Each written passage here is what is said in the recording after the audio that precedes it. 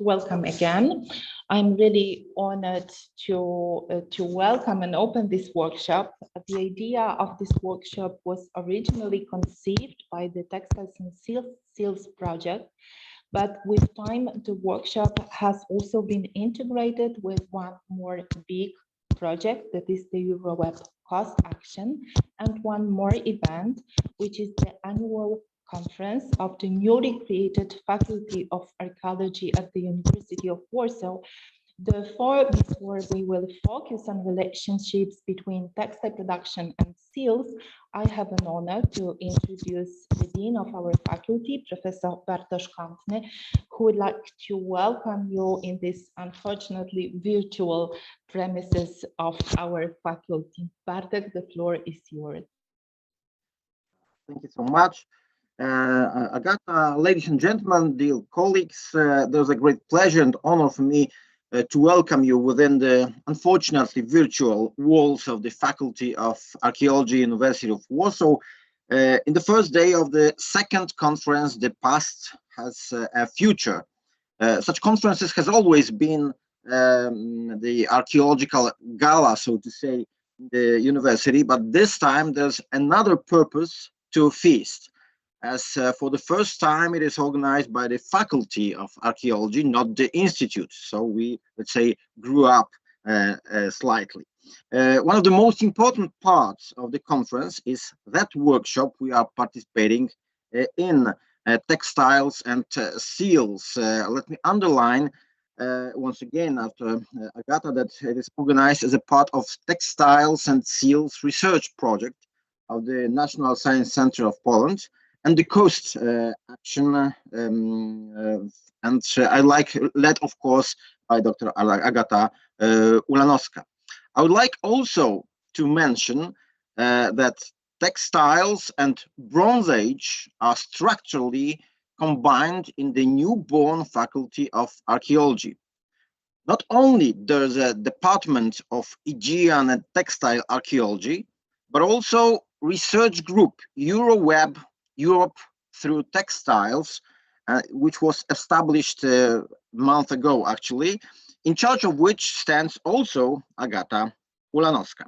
So no wonder that so many specialists from all over Europe applied for participation in today's and the day after meeting and tomorrow's meeting.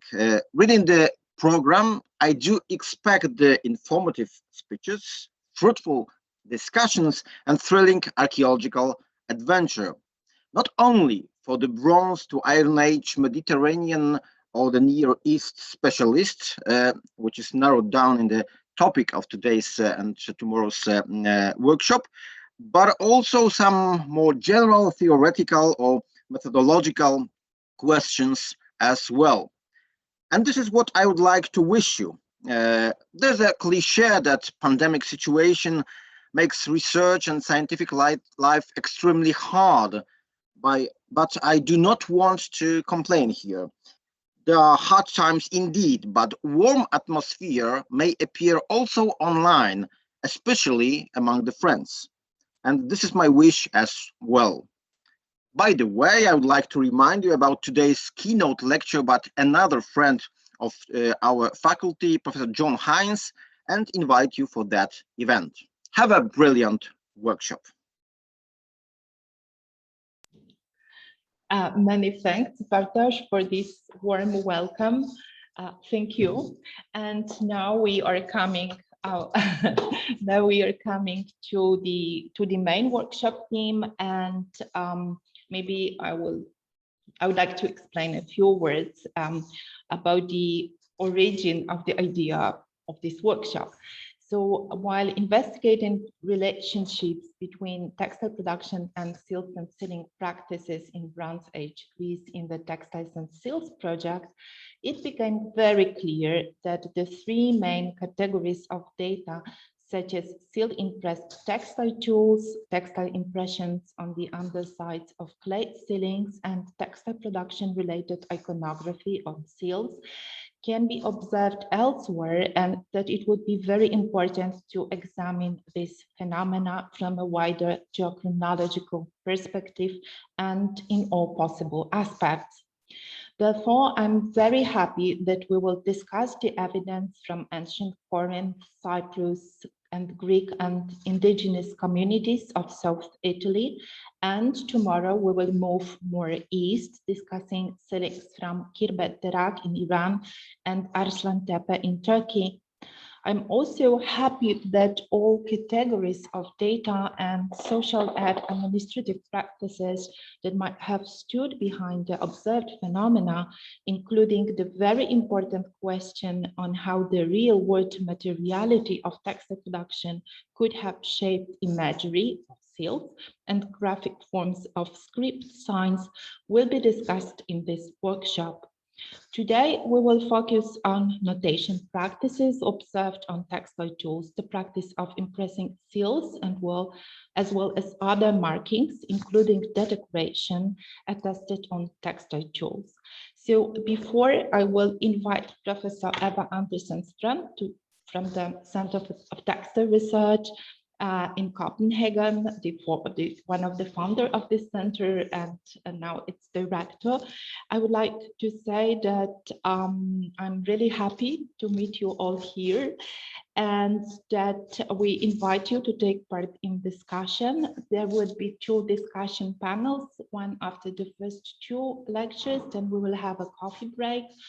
And the break will be a little bit longer since Maria Emanuela Alberti could not deliver her paper today. So the coffee break will end at 11:50, where we start again with the paper of Alessandro and Lynn. And then there will be a discussion after the next 3 papers. As for the discussion, we can proceed like writing questions in the chat, raising hands if you have this option in your Zoom, and just speaking by unmuting your phones. And if you have a more complex question or comment which would be difficult to type in the chat, you may first signalize it by typing a word question, and then we can elaborate it orally. So I thank you very much, and please, Eva, the floor is yours. Well, good morning. It's nice to see everybody, and thank you for letting me share this very interesting session. And our first speaker is Sofia Bakarici from the Hellenic Organization of Cultural Resources Development. And I know Sofia most for working with textile production and spindle wheels, but you have also been working with Akrotiri, and you have written a very interesting article on Beyond Textiles, Alternative Use of Twisted Fibers and Evidence from Akrotiri. But today you will talk about spindle wheels, and the title of your presentation is Objective Motifs, Common Designs on Spindle Wheels and Seals of the Aegean Bronze Age. So please, Sofia, will you share your screen with us? Thank you very much. Thank you, Eva. Thank you, Agata.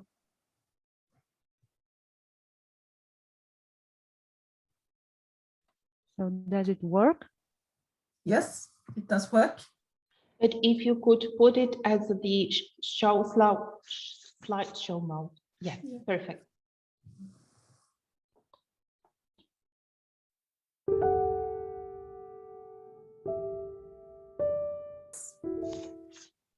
Okay. So I want to welcome everybody back after the coffee break. The next paper is a joint paper by Professor Lynn Foxhall and Dr. Alessandro Quercia. Sorry for the pronunciation. Very good pronunciation. Lynn has focused her research on women, men, and you, Alessandro, you have worked a lot with ceramic, pottery, textile tools, and so on. And you both was in this fantastic project that started in 2010, I think, weaving relationships, loom weights and cross-cultural networks in ancient Mediterranean. But today, Alessandro, you will present a paper marked, decorated and sealed impressed on the practice of marking loom weights in the Greek and indigenous community of the South Italy. So please, Alessandro. Thank you, Eva. Thank you, Agata, for inviting me and Lynn in part of this fantastic workshop.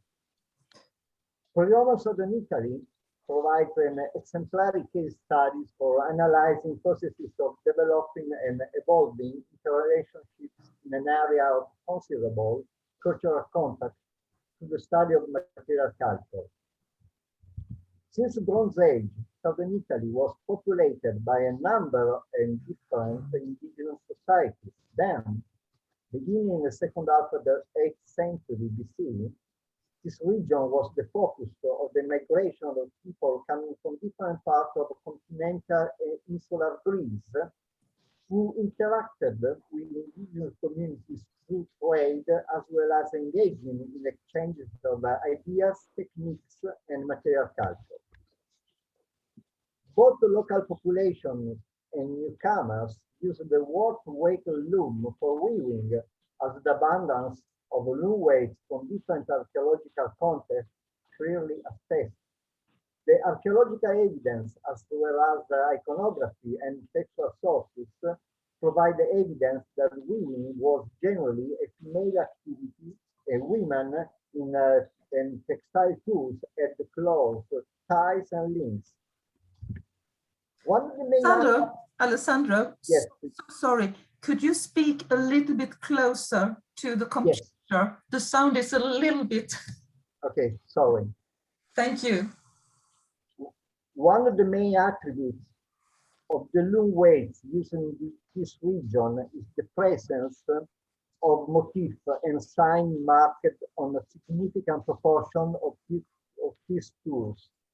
In particular, some specific areas of southern Italy yielded a substantial evidence in terms of quantity and variety of the repertoire. Our paper will focus on three general aspects: the different techniques adopted for marking the loom weights, the repertoire of marks and decoration, and the uses and meanings that played in the weaving activities, and to what extent in the ideas and culture, especially around the female personal identities of the ancient societies which lived in southern Italy. Marks and decorative motifs can be grouped within four main techniques: graffito, stamp impression, mold-made stamping relief, and painting. Graffito technique includes those loom weights that bear signs carved on their surface. Most of them are frequently marked ante cocturam, but some are marked after firing too. This technique is broadly attested in local population of southern Italy long before the arrival of the Greek newcomers. Impressing the stamping objects before firing was another technique commonly adopted for decorating the loom weights. In the Western Greek cities, this technique began sporadically from the end of the 7th century BC. However, it's only from the 5th century BC and the following century that this technique was widely used across the whole of the Greek world.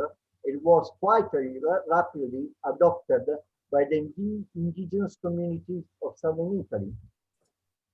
The third decorative technique is the use of large terracotta molds to produce a stamped relief decoration depicting a few standardized subjects.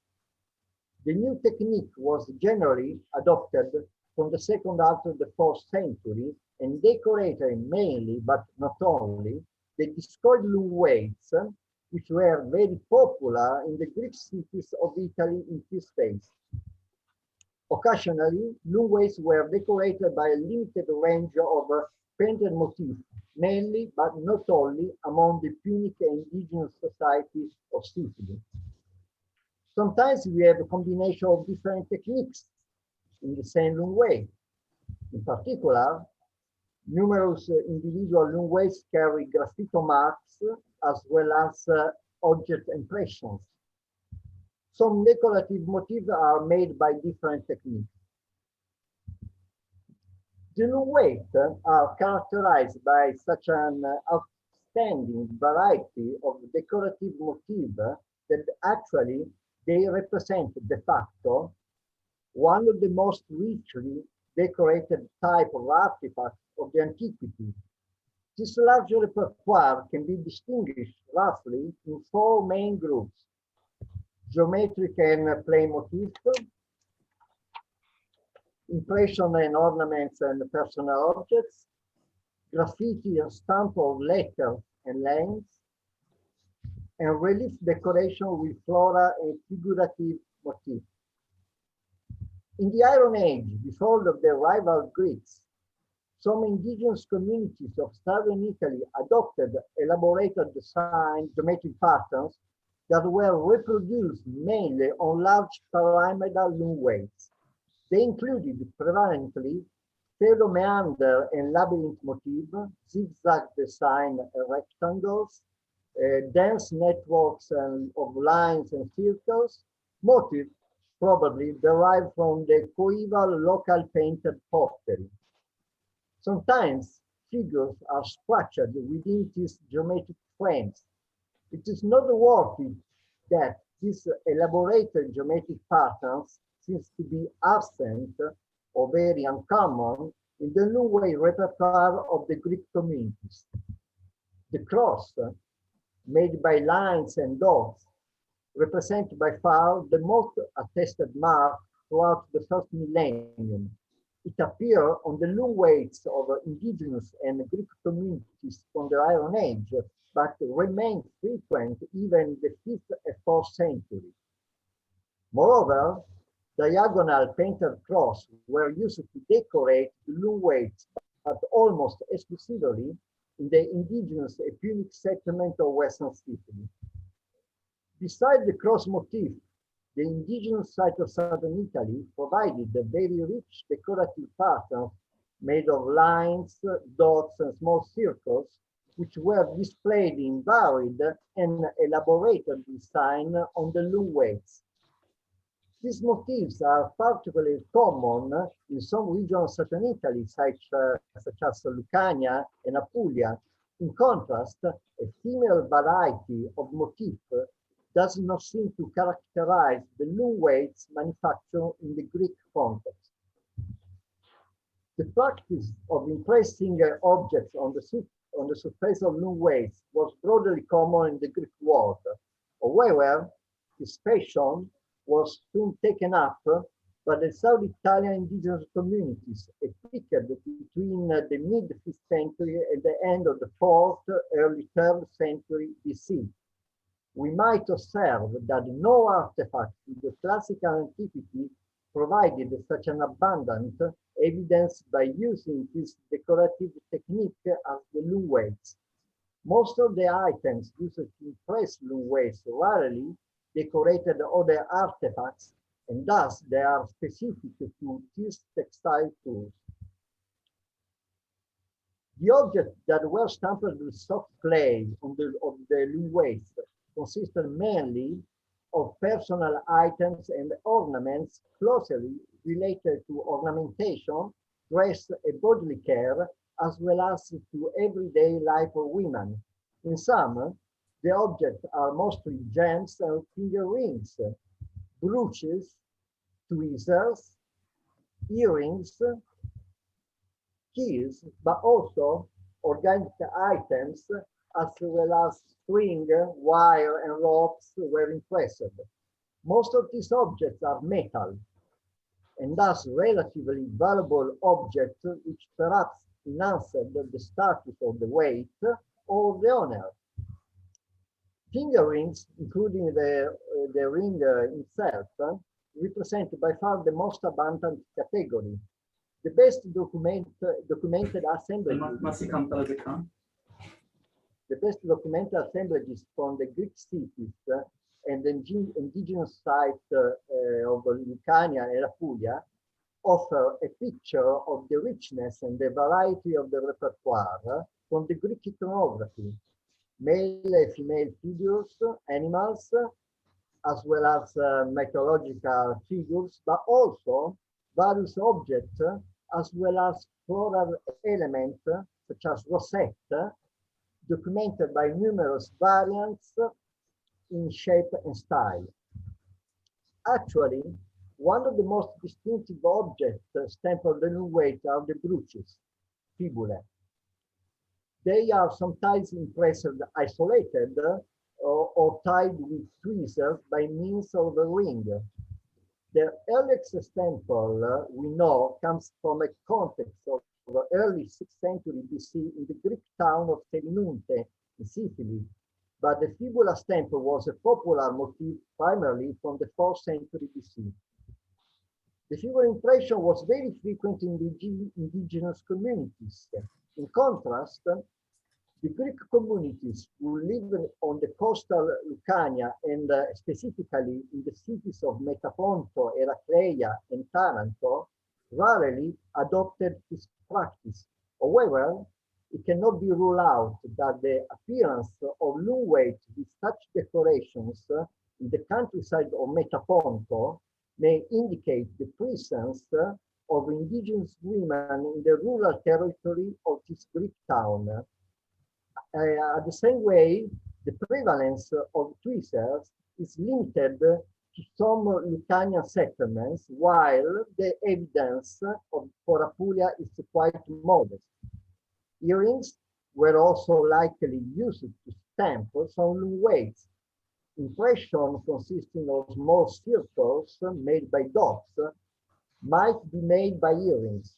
An elaborate earring composed of rosette and spirals, probably characteristic of the Tarentine jewelry, was impressed on pyramidal loom weight discovered in the Messapian site of Lecce. Another metal tool impressed on the weight is the key. It appears with certainty on a few loom weights from Lucanian settlements. The association of the key with women seems likely to be related to its significance for women's role in managing and protecting the property and resources of the house, and to emotional and intimate connection it had with its owners. Sometimes an object is impressed more than one time on the same loom weight. This might be the choice of the owner to enhance their own personal possession on the loom weight itself.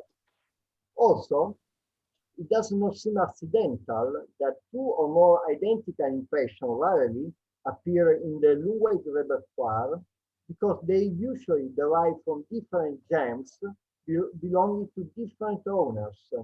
They were personal objects rather than manufacturer's marks, likely used for personal identification in classical antiquity, as were the seals themselves, which were of course used for personal identification stamps in other contexts, such as jar sealings and marking documents. However, sometimes several loom weights are found that were impressed by the same original gem. For instance, apparently identical stamps reproducing footprint motif marked a few loom weights discovered in farmhouses and rural sanctuaries at Metaponto. Similar cases are documented in the Lucanian site near Metaponto. For instance, at Monte Scaglioso, a motif stamped by an object in shape of double crescent or object with 4 hooks was found, although the identification of the original is unclear. Similar impressions, perhaps using the same object, appear on loom weights from contexts located in different areas of the settlement. There could have been a personal or a familiar relationship between the people, likely women, who possessed loom weight with decoration from the same stamp.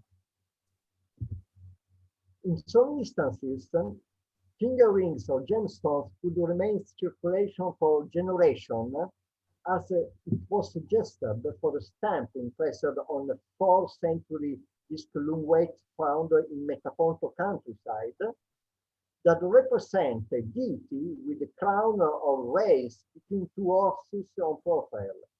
This stamp is much older than the object bearing it, and it could be dated back to the 6th century BC. It's not fanciful to interpret this jewel as an heirloom that passed from different female members of the same family throughout different generations. This motif is elsewhere attested in Lucania and in southern Italy by a few examples that derive probably from different seals. The motif, for instance, is attested at Oppido Lucano, a site near Metaponto, on at least 3 individual examples. The third category of artifacts on loom weights consisted of graffiti and impressed inscriptions. The practice of marking inscriptions is documented in southern Italy from the early 6th century BC in areas under Greek control. The earliest inscriptions documented on loom weight from Greek towns, in particular Sybaris and Syris, are female names in a genitive case. The object belongs, therefore, to the person who is named on.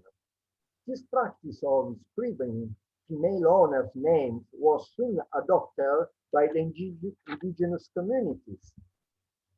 An important case is represented by the site of Amendolara nearby Sybaris. Some loom weights bear Greek inscriptions. All of them refer to female names, and most of them are in Achaean dialect spoken in the town of Sybaris.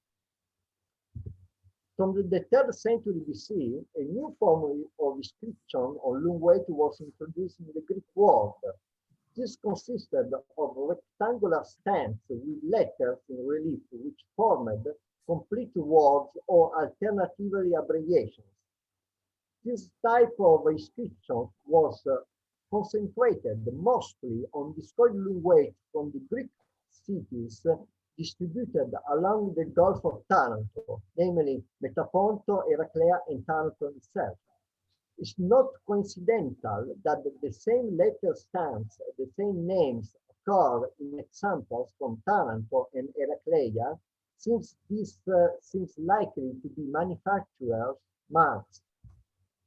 The last group of decoration is composed by motifs on relief which were made by terracotta molds, probably produced in ceramic workshops.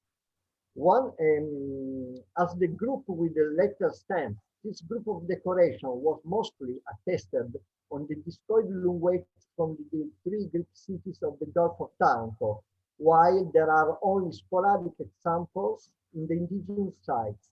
The motifs are limited to few standardized subjects, such as human figures, animals, mythological characters, and further elements like palmettes and lotus flowers. In conclusion, we can give some final observation on the function and the decoration. The role and the functions of the decorations and marks reproduced on the loom weight have been quite debated in the academic scholarship. So far, there is no consensus on their function, who marked them and why, seems to vary with local custom and context. Then various interpretations have been suggested for the decoration. A substantial proportion of the decoration can be likely considered as ownership signs that marked or enhanced the loom weights with form of personalization.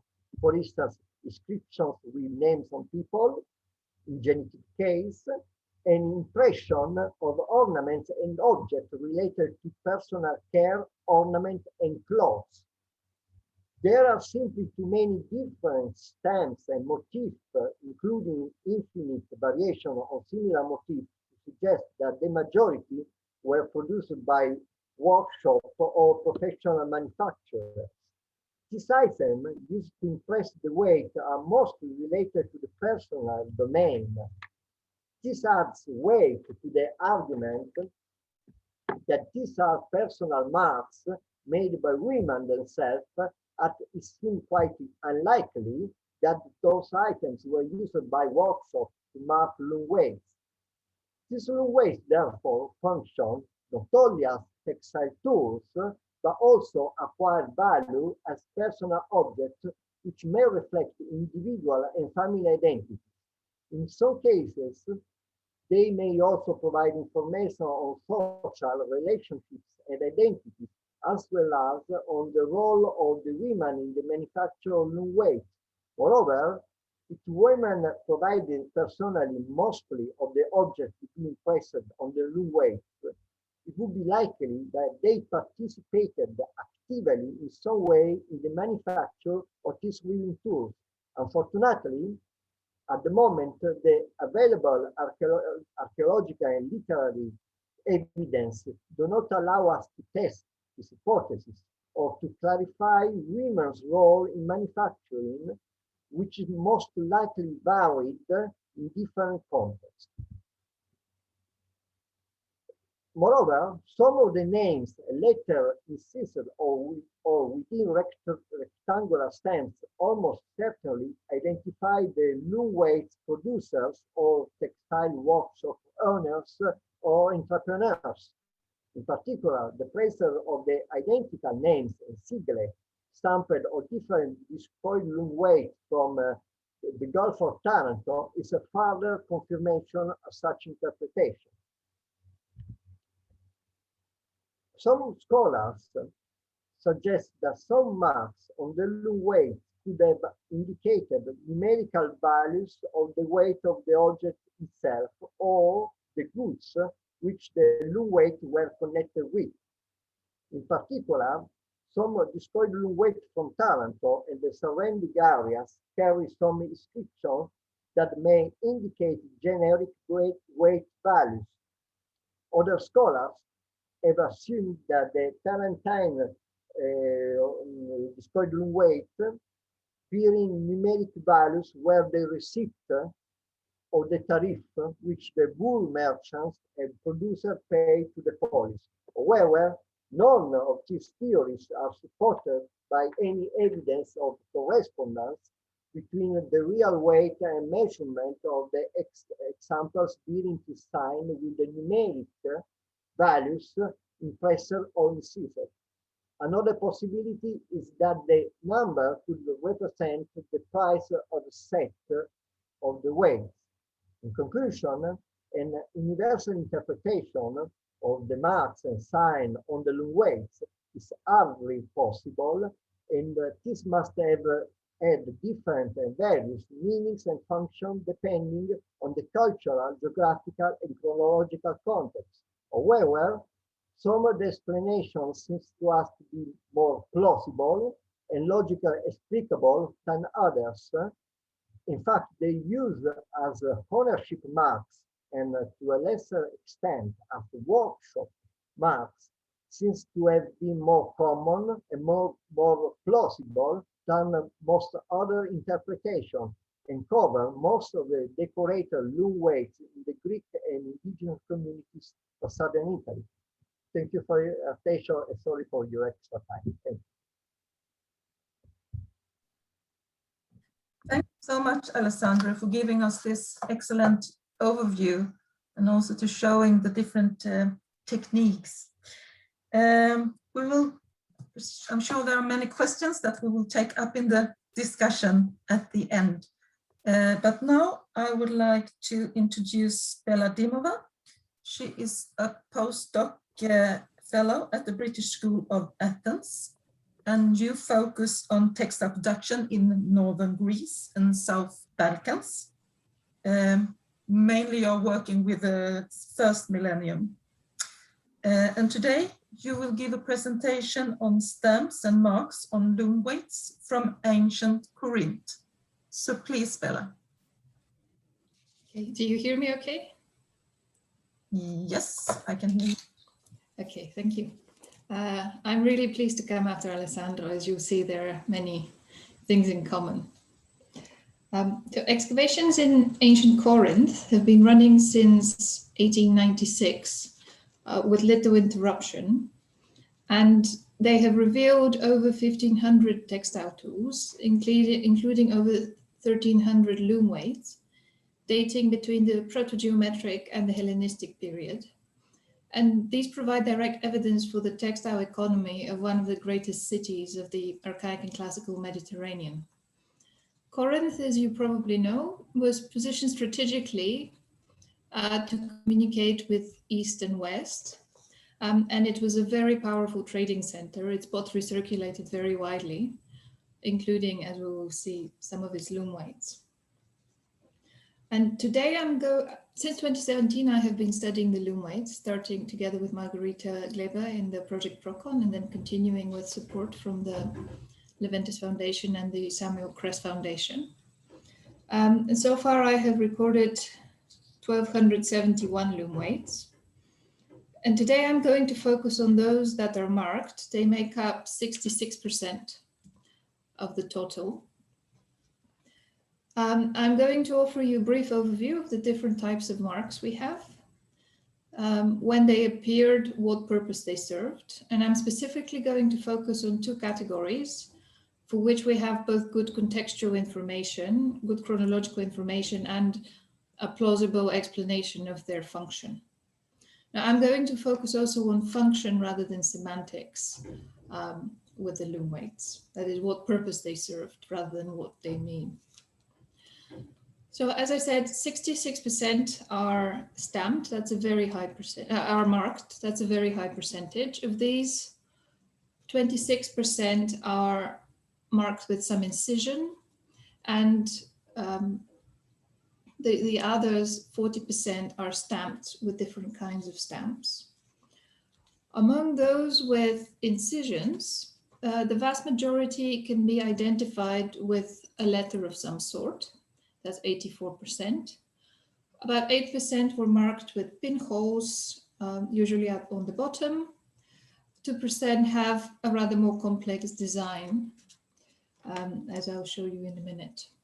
Among the letters, there was a clear preference for simple forms like he, lambda, and delta, so composed of 2 or 3 strokes. They make up, as you see on the graph, 43% of all the incised marks. Of course, we cannot be always certain that every cross is a he and that every single line is a iota, but for simplicity here, I have grouped them that way. Another curious case is the letter psi, which is surprisingly common. You see it here at the bottom, represented in various forms.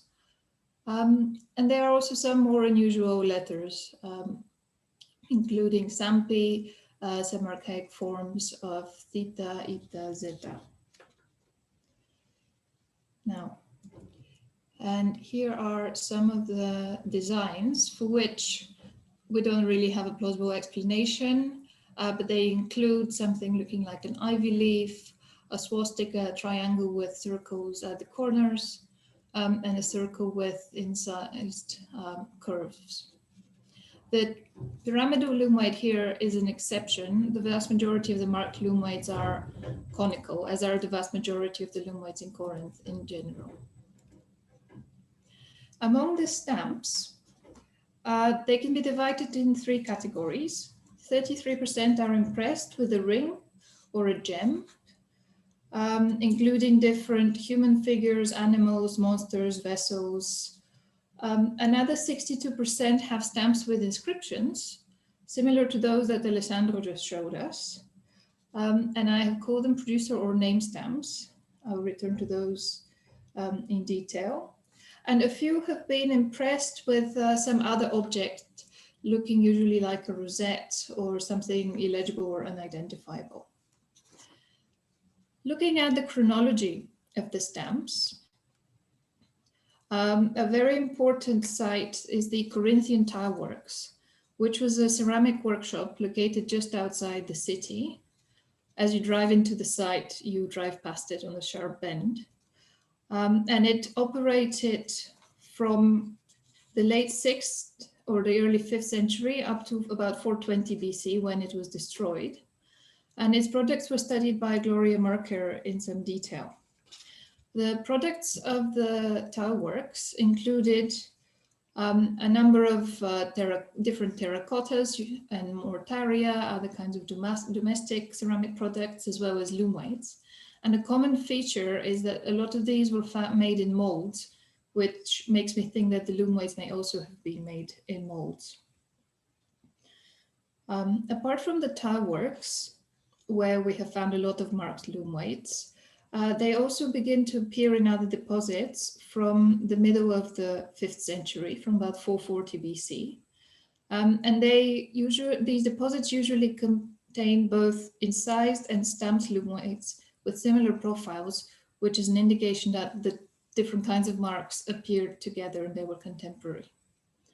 The tile works confirms this, and here a large deposit of loom weights contains several groups which were marked with the same mark. Some had a ring stamp, like you see on the left, this one with Triptolemos on his chariot, and a cockcrow below. This is probably a complete set of 22 identical loom weights. Simple marks were also used, like the ones with a pinhole or the ones marked with an X and a lambda on the right-hand side. These marks are very useful in that they show that clearly the purpose of marking was to show which loom weights belonged to the same set. Whom did they actually serve? Marking a set would have been useful for the potter on the one hand, if they were firing more than one set in the kiln. And this would be practical also if several potters were sharing a kiln. The marks would also be useful for weavers if they had more than one set in the house. I would argue it was more likely the potters who were interested in marking identical sets of loom weights and keeping them together. Because on the one hand, weaving with identical loom weights is considered ideal in contemporary experiments because it helps to achieve an even cloth. But looking at in situ finds of loom weights in the archaeological record, they're often very inconsistent. So it seems that ancient weavers were less concerned with uniformity than we are, and they often mixed and matched weights of different shapes, sizes, and materials. There's an example from Eritrea where lead and ceramic loom weights of different shapes were combined of roughly the same weight, but not exactly the same weight. So it is probably the potters rather than the weavers who were interested in stamping and marking. Stamping at the Corinthian tile works probably began in order to facilitate the mass production of loom weights in molds here. It has been associated with an increase in the quantity of loom weights in Corinth in the 5th century, specifically with the shapes and profiles that we see here.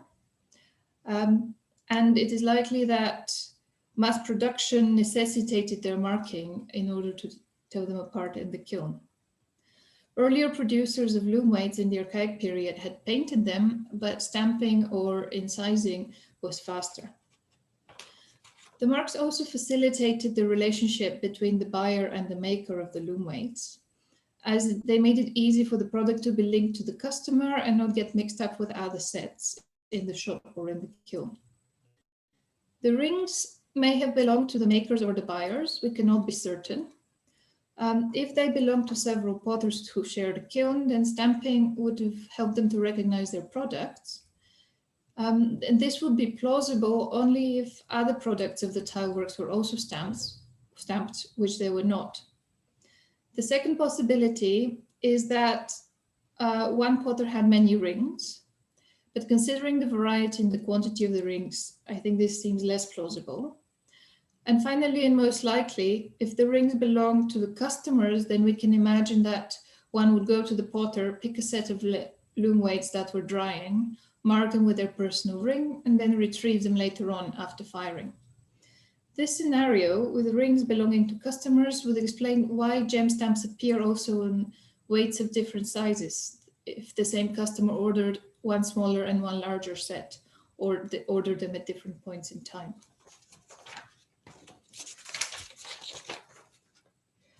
After the tile works was destroyed, we have no more certain production sites, but a new category of stamps appeared in the second half of the 4th century BC.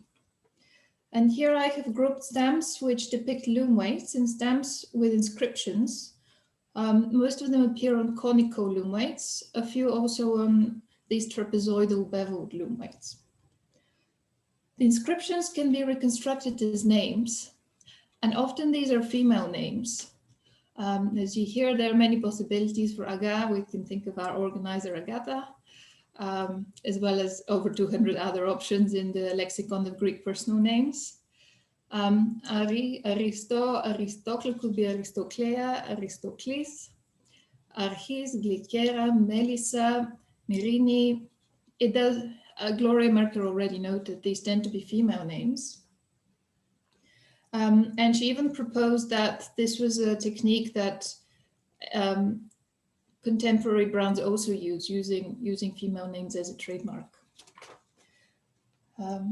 Some of these appear alone and some appear with a secondary stamp depicting a loom weight or sometimes a ring. And they're not equally common. The most common ones are Melis, Glik, Nico, and the monogram Nir. The loom weight stamp appears sometimes with them and sometimes alone in different variants. Here are some of the dyes I have been able to identify so far. The production sites for these loom weights have not been identified, but there are some data about their chronology, summarized in the table here. The deposits provide termini antiquem, and the loom weights may have appeared several decades earlier before the deposit was closed. But it seems clear that the loom weight stamps, those with Melis, Mel, were already in existence in the second half of the 4th century.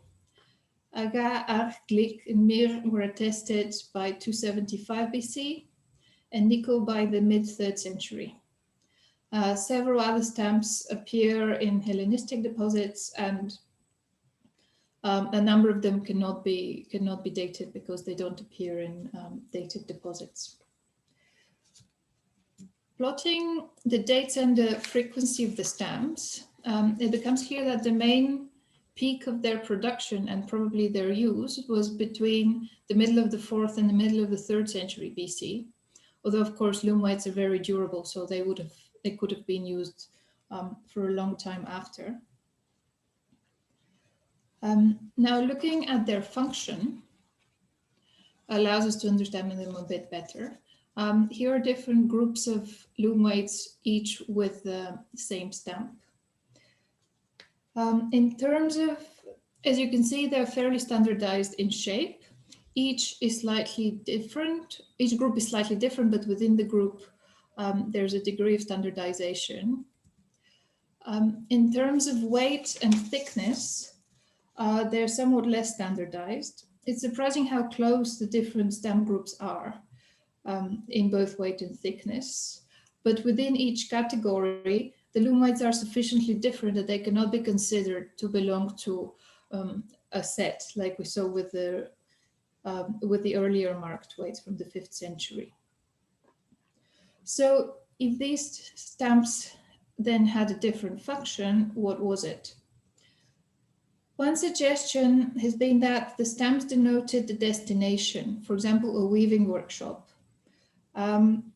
And some have even speculated that the names might refer to the weavers or the name of the workshop. However, if that were the case, we would expect them all to be concentrated in one place. And that is not true. They are scattered across the whole city and even beyond it. The more convincing interpretation is that they are producer stamps. This was already suggested by Gladys Davidson in her first publication in Corinth, volume 12. and she interpreted them as producer trademarks without going into a lot of further explanation. In the light of the new evidence, I agree with her, and I'm going to list some of the arguments in favor. So the marks were made before firing, so by the producer. They don't appear on any other objects but loom weights. The representation of the loom weight itself is a reference to the process of production, with the stick for piercing the suspension hole still in place. Loom weights with identical stamps have identical profiles, suggesting that they were probably made using the same mold or by the same potter. But they do not have the same functional characteristics. Therefore, each stamp corresponds to multiple sets rather than one set. In addition to these arguments, my colleagues Carlotta Gardner and Vangelio Chirizzi from the Fish Laboratory are also investigating the ceramic repertoire of the loom weights. So we hope to also see if the different stamps correspond to different clay recipes, different firing techniques, different clay sources. Expanding on the idea that these are producer trademarks, it's evident also that Corinthian loom weights were found beyond Corinth. Melis, for example, the Melis stamp appears as far as Navkratis in Egypt and in Syria. A big number of Glick loom weights, a couple of hundred, appear in Athens. And this should not surprise us, considering Corinth's reputation as an exporter of other ceramic products. So while in some cases loom weights may have been carried overseas by weavers, we should also consider the possibility that they were traded.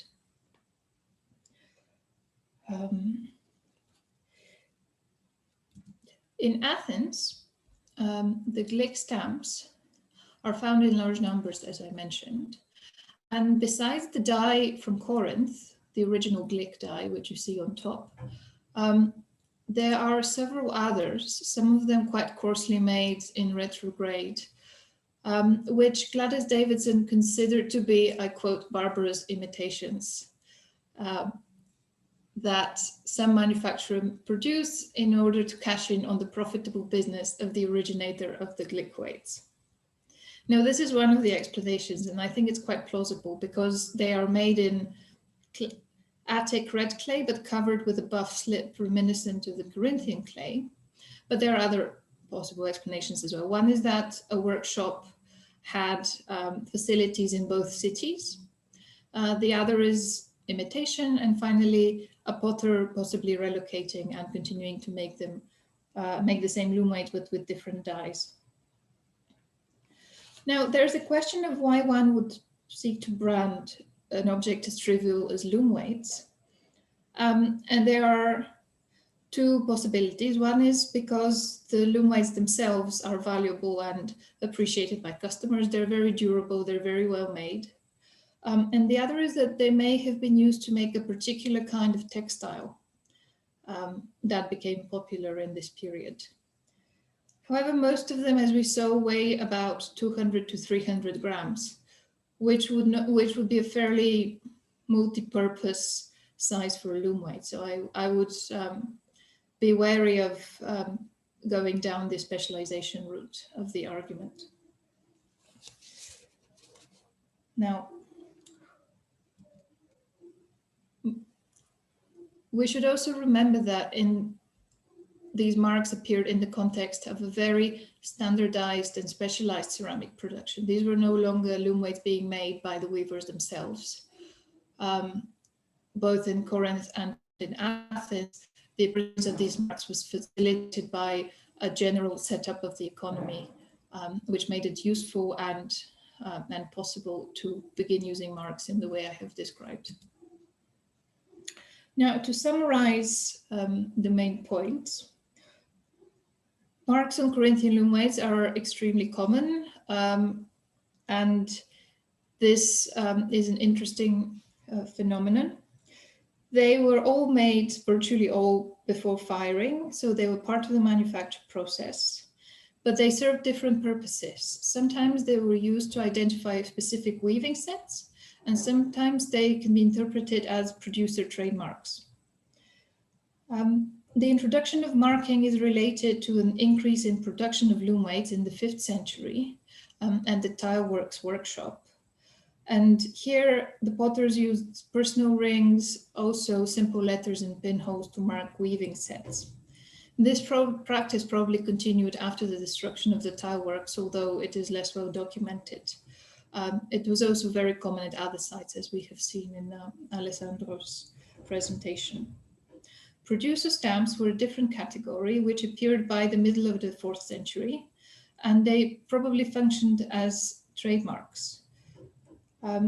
Apart from the letter stamps I have discussed, other kinds of marks may also have operated as producer marks, and we may find them in the future. Some of these were imitated in Athens, but the practice did not spread very widely. As we have seen, apparently it also spread to southern Italy. What it indicates is that by the late 4th century, Corinthian textile tools were branded commodities that operated in the market economy. Okay, and with that, I would like to thank all the colleagues who have helped, including Margarita, who's with us, and all the wonderful people, especially at the Corinth excavations, and also to Agata for the invitation to participate in the workshop. Thank you, Bela, for such a wonderful presentation. What a fantastic material you have. And it also raises a lot of questions. But we will continue with the last but not least speaker, and that is Associate Professor Joanna Smith from University of Pennsylvania. And you will give a presentation that you have called Location Matters, Marked Loom Weights in Ancient Cyprus. So please, Joanna.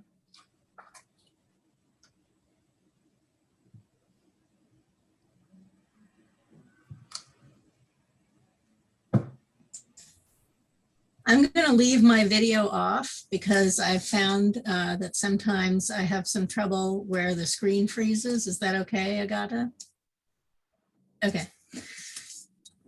Well, thank you very much for inviting me to participate in this workshop. I've really enjoyed all the papers so far.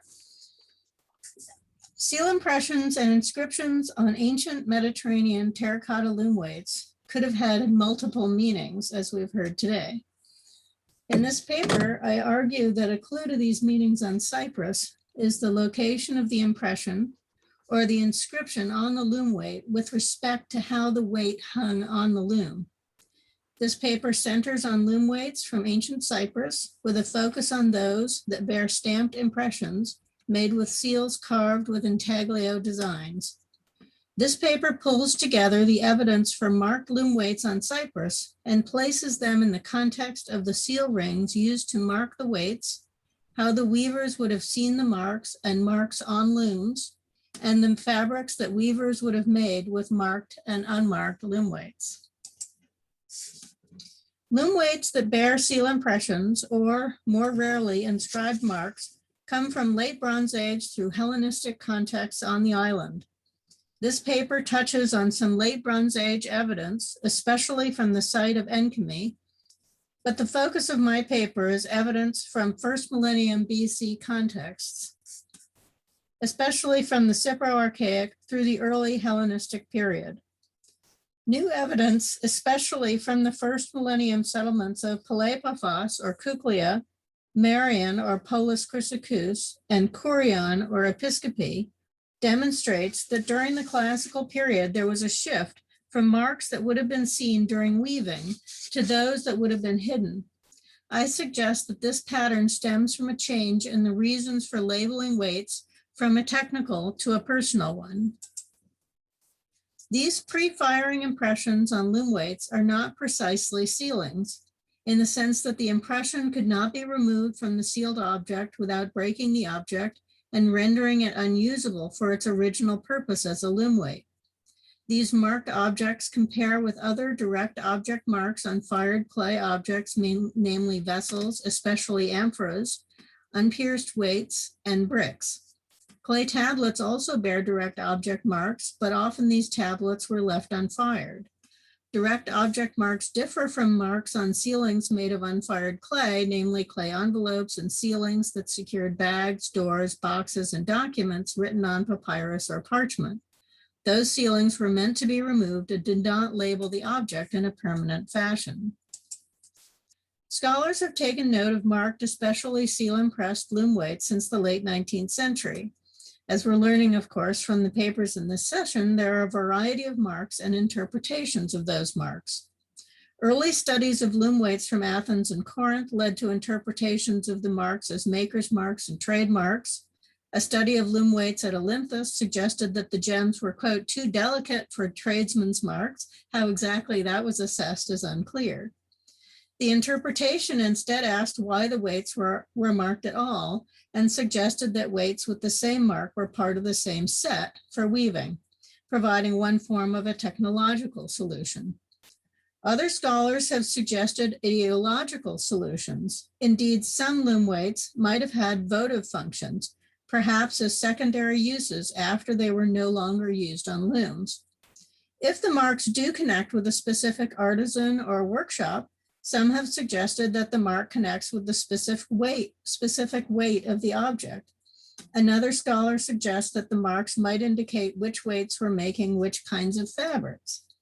In my studies of loom weights on Cyprus over the years, I have thought about the many interpretations and have tried to consider them in connection with the seals used, their context of use, and the fabrics that they were used to make.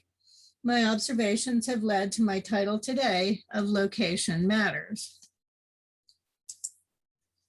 Consistently, I have noticed that on Cyprus, there are two main locations for the marks. Often marks are on the top, especially when it comes to long, narrow shapes like the truncated pyramid as at the top.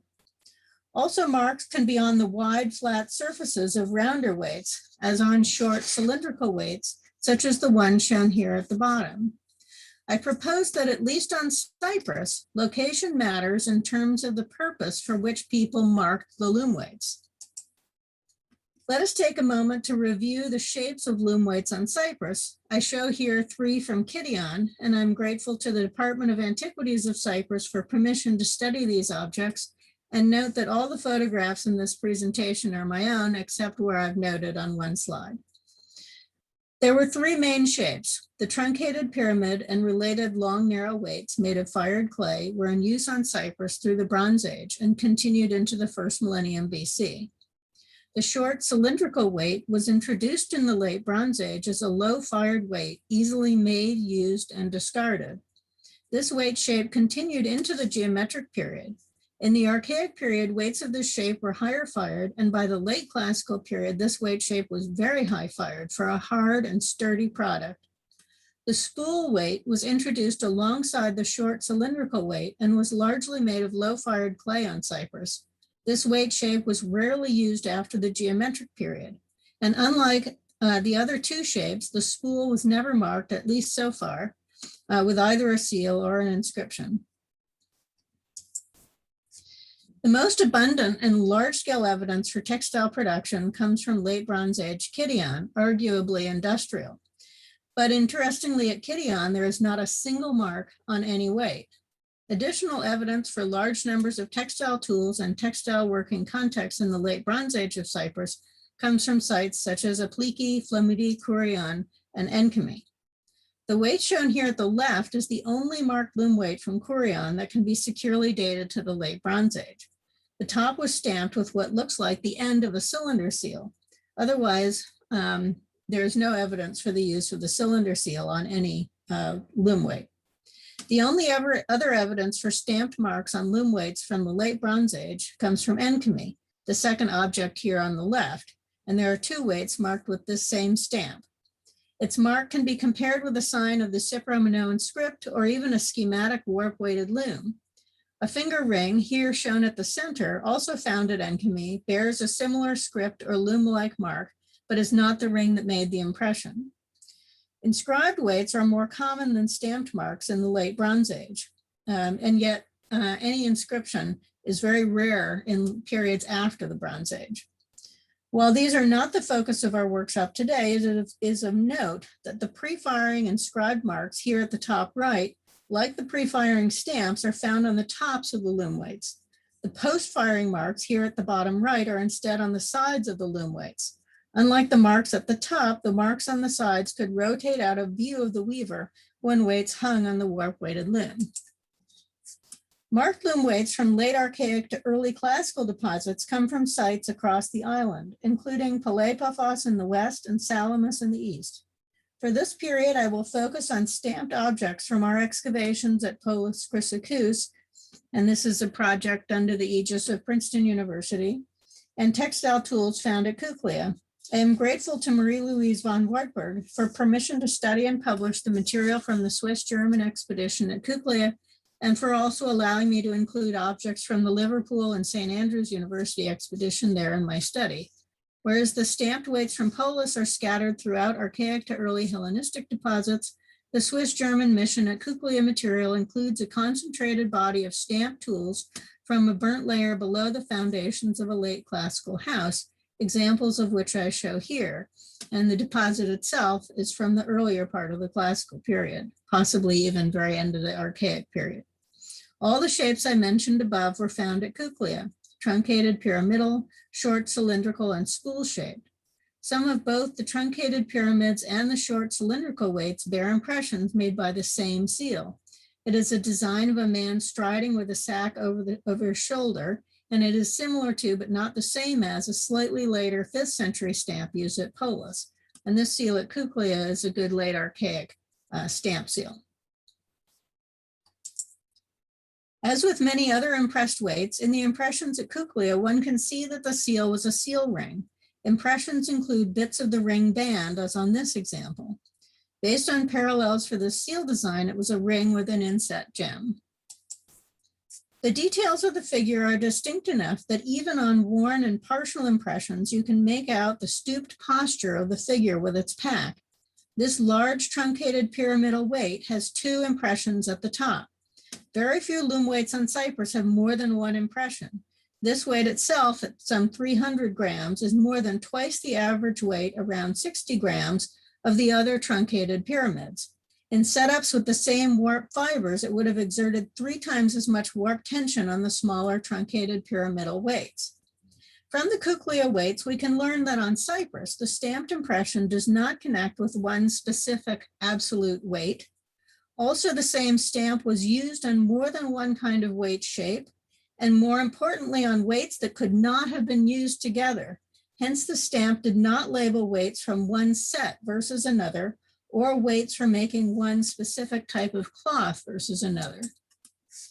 In trying to figure out why these weights were stamped, the Kuklia short cylindrical weights from this same early classical deposit are of particular interest. Some of these are marked on the curved edge. The marked weights in this set show that the mark was placed on the edge of the weight where it could have been visible on the loom. The holes of the weights are not centered, and there is use where to show which end was up, as shown here. The stamped mark is always just below the top edge, angled out toward the weaver. It is interesting that these marks are often partial or even upside down, as here.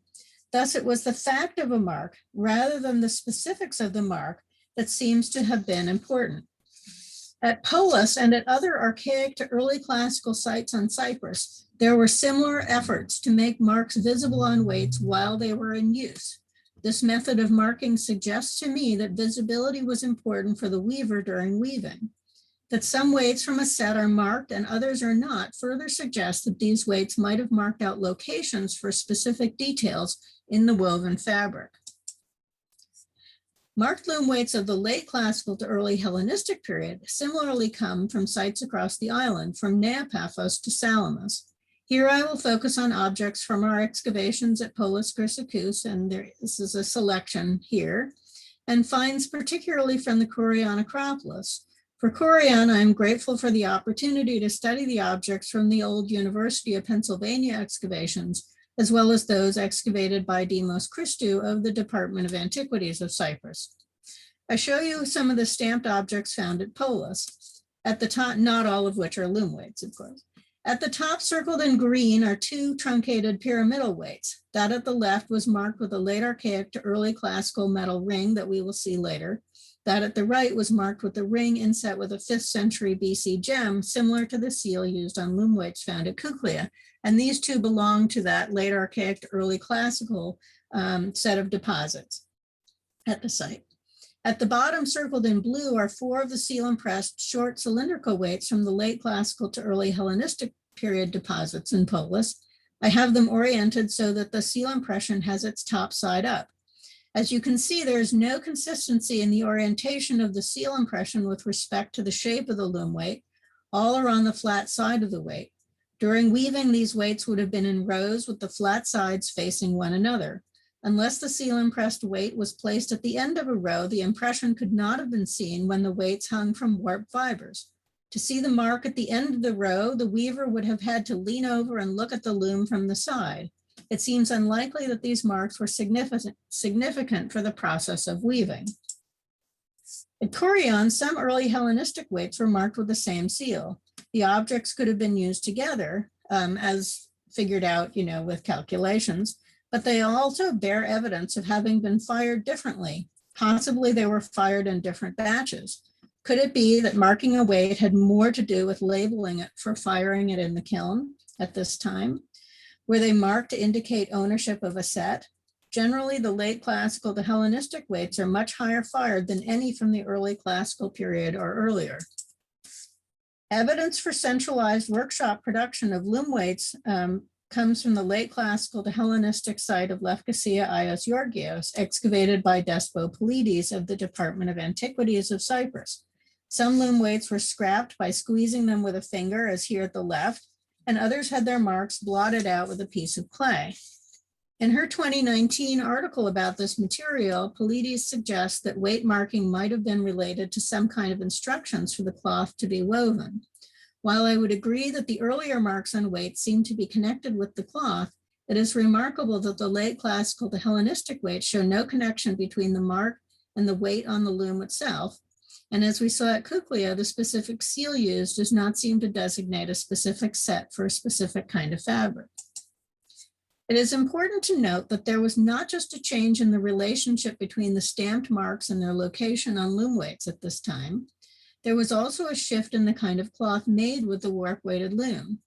Using setups with 5 warp threads per centimeter per row of weights in a tabby weave, just as for the sake of argument, these examples of groups of weights show that from the late Bronze Age through the early Classical period, no matter the specific shape of the weight, the warp-weighted loom was consistently used for making fine, lightweight, even gauzy fabrics, which I first learned through experimental studies with the Center for Textile Research, which I really appreciate having participated in.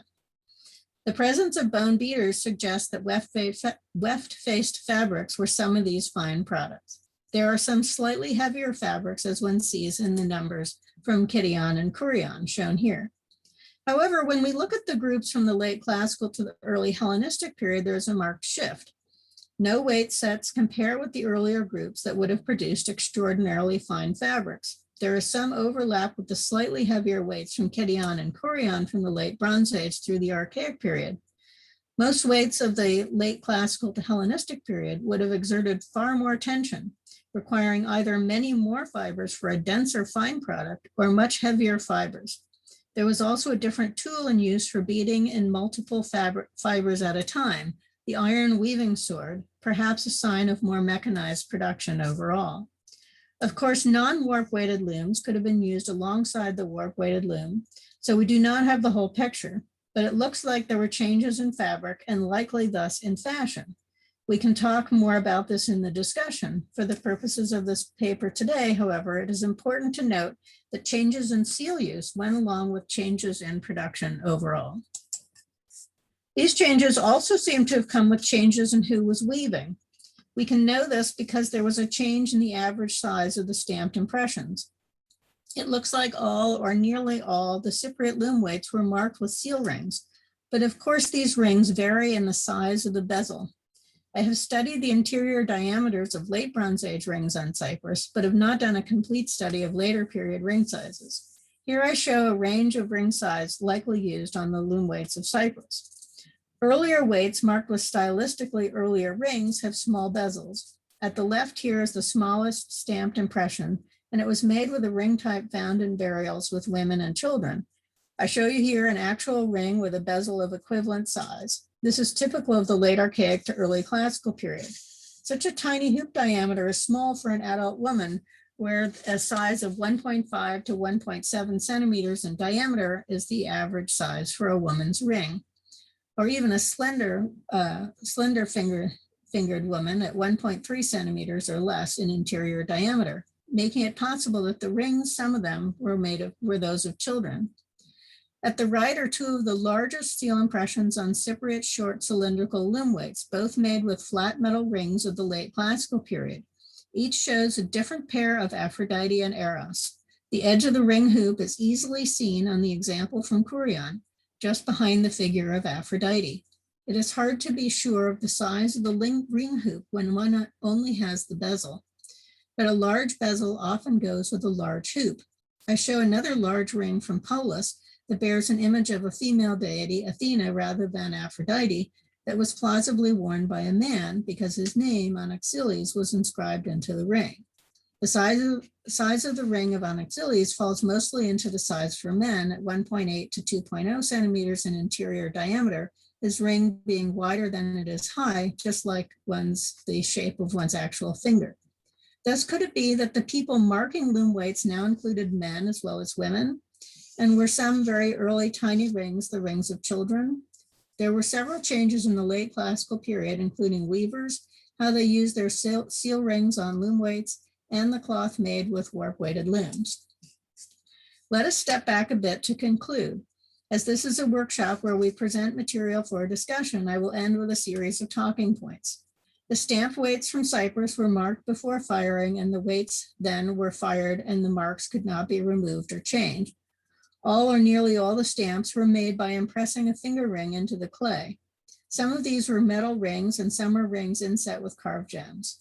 These practices consist of sealing as marking an object rather than sealing to enclose another object or container. So far, at least, the same seal has not been found to be used to mark both loom weights and containers, such as amphoras. The marks are all made by stamping rather than rolling as with a cylinder seal. In my studies of seals, the cylinder seal encompasses a longer-term enduring mark, whereas stamp seals were often more short-term in terms of the significance or the meaning of the words for these two different kinds of seals. This suits loom weights as objects that once broken were normally discarded rather than curated, except of course by us.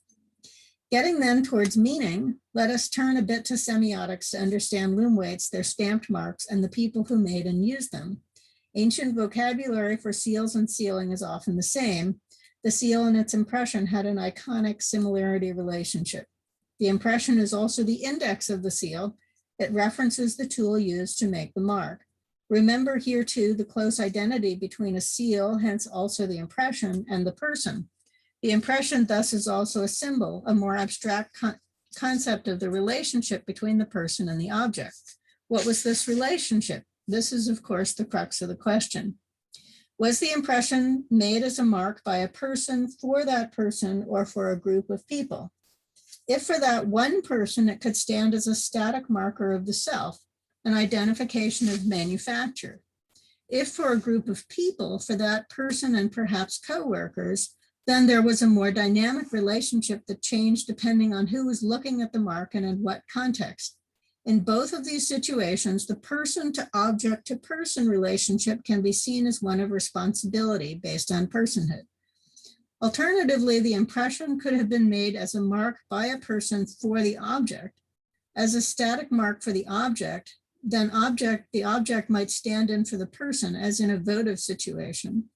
As a dynamic mark, however, it could have been more of a mechanical relationship during the weaving process, as I've suggested here, to indicate specific details of the weave when the object is seen on the loom. In these situations, the person to object relationship is more related to authority based on objecthood. In both cases, I would opt for the dynamic interpretation for the majority of the stamped and otherwise marked loom weights on Cyprus. In the living past, people moved around while they worked, and loom weights were handled, moved, and generally were part of the loom with moving parts. In thinking about meaning then, location matters. The marks for the earlier weights, as with this 5th century example at the top, were marked to indicate the authority of the object as a weight, but also a tool that could have specified details for the process of weaving. The marks on the later weights, as with this late 4th century example at the bottom, were marked to indicate the responsibility of a person for the weight at a time when production was industrialized to the point where loom weights themselves were made in centralized facilities. Thank you very much.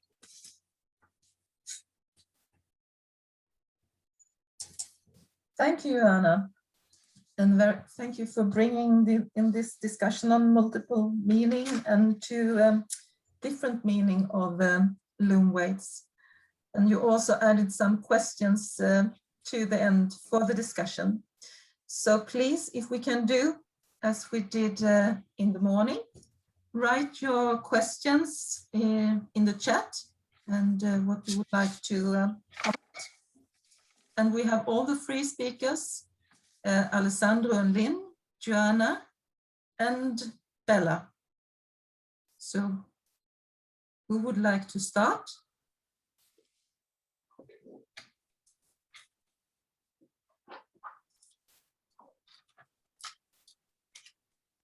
It is very quiet in the chat. I had a comment. Yes, Lynn. I'll just start with that. Get people going. Let's see, on the first paper, I was really struck by the variety of objects used to stamp your weights. I mean, that was just incredible. I wish we had something like that. We do get the edge of a ring. You know, you can definitely see that, you know, other thing, and even the fingerprint, you know, we get things like that, but it's very rare that you would get something as that one with the fibula with the tweezers. That's incredible. I've never seen that before. And I was really struck because, you know, in ancient Near Eastern texts, if people don't own a seal, they're allowed to use the hem of a garment or even a fingernail. And it's allowed to serve as an identity marker, you know, that's like a signature. And so it really struck me that anything that is of your person is used, you know, to make the mark. I thought that was great. I think you need to unmute yourself. We get, just to pop in while Alessandro's unmuting, we also get certain categories of loom weights, particularly these sort of funny, almost hourglass shaped ones, where somebody's taken a disc loom weight, they've squashed the 2 sides of it, and then they put a giant fingerprint in the middle of it. We get very deliberate fingerprints. And we get a few that are also clearly marked with impressions, like the little dotty ones that Alessandro showed, but with fingernails instead. I mean, Alessandro, you've looked at a lot of those. There are certainly lots of ways in which people use their hands and their fingers to mark these things. We have from some Lucanian sites, I remember, some fingernails. Mm-hmm. Pressed or on the soft clay, which is quite, what is quite interesting is that actually what is my opinion is the indigenous communities took the habit of impressing personal objects, but they use different type of personal objects. As I said in the paper, fibulae, tweezers, earrings are especially documented on the indigenous sites. So they took the technique, the indigenous community took the technique, but they personalized the technique by using different objects related to personal domain. Okay, thank you. Now Debbie has the question one for Alessandro and one for Bela. So Debbie, please. Okay, thank you. Those were fabulous talks. Very impressive. Thank you very much. Bela, I was wondering about the loom weights found in the tile works. If you had any evidence of use wear, which would have indicated that maybe the weaving was taking place in that area, or were these just left over from the production? And my question for Alessandro and Lynn was more of, do we have a written or understanding of guilds at the time that would have been associated with the stamps? There aren't the usual use wear marks on the side, but at least one of the loom weights has wear on the bottom, which I think is from being reused as a grinder or something like that. And yeah, the interpretation is that they were refused, that somehow they misfired or they didn't manage to sell them before the place was destroyed, which is quite surprising because most of them look in perfect condition.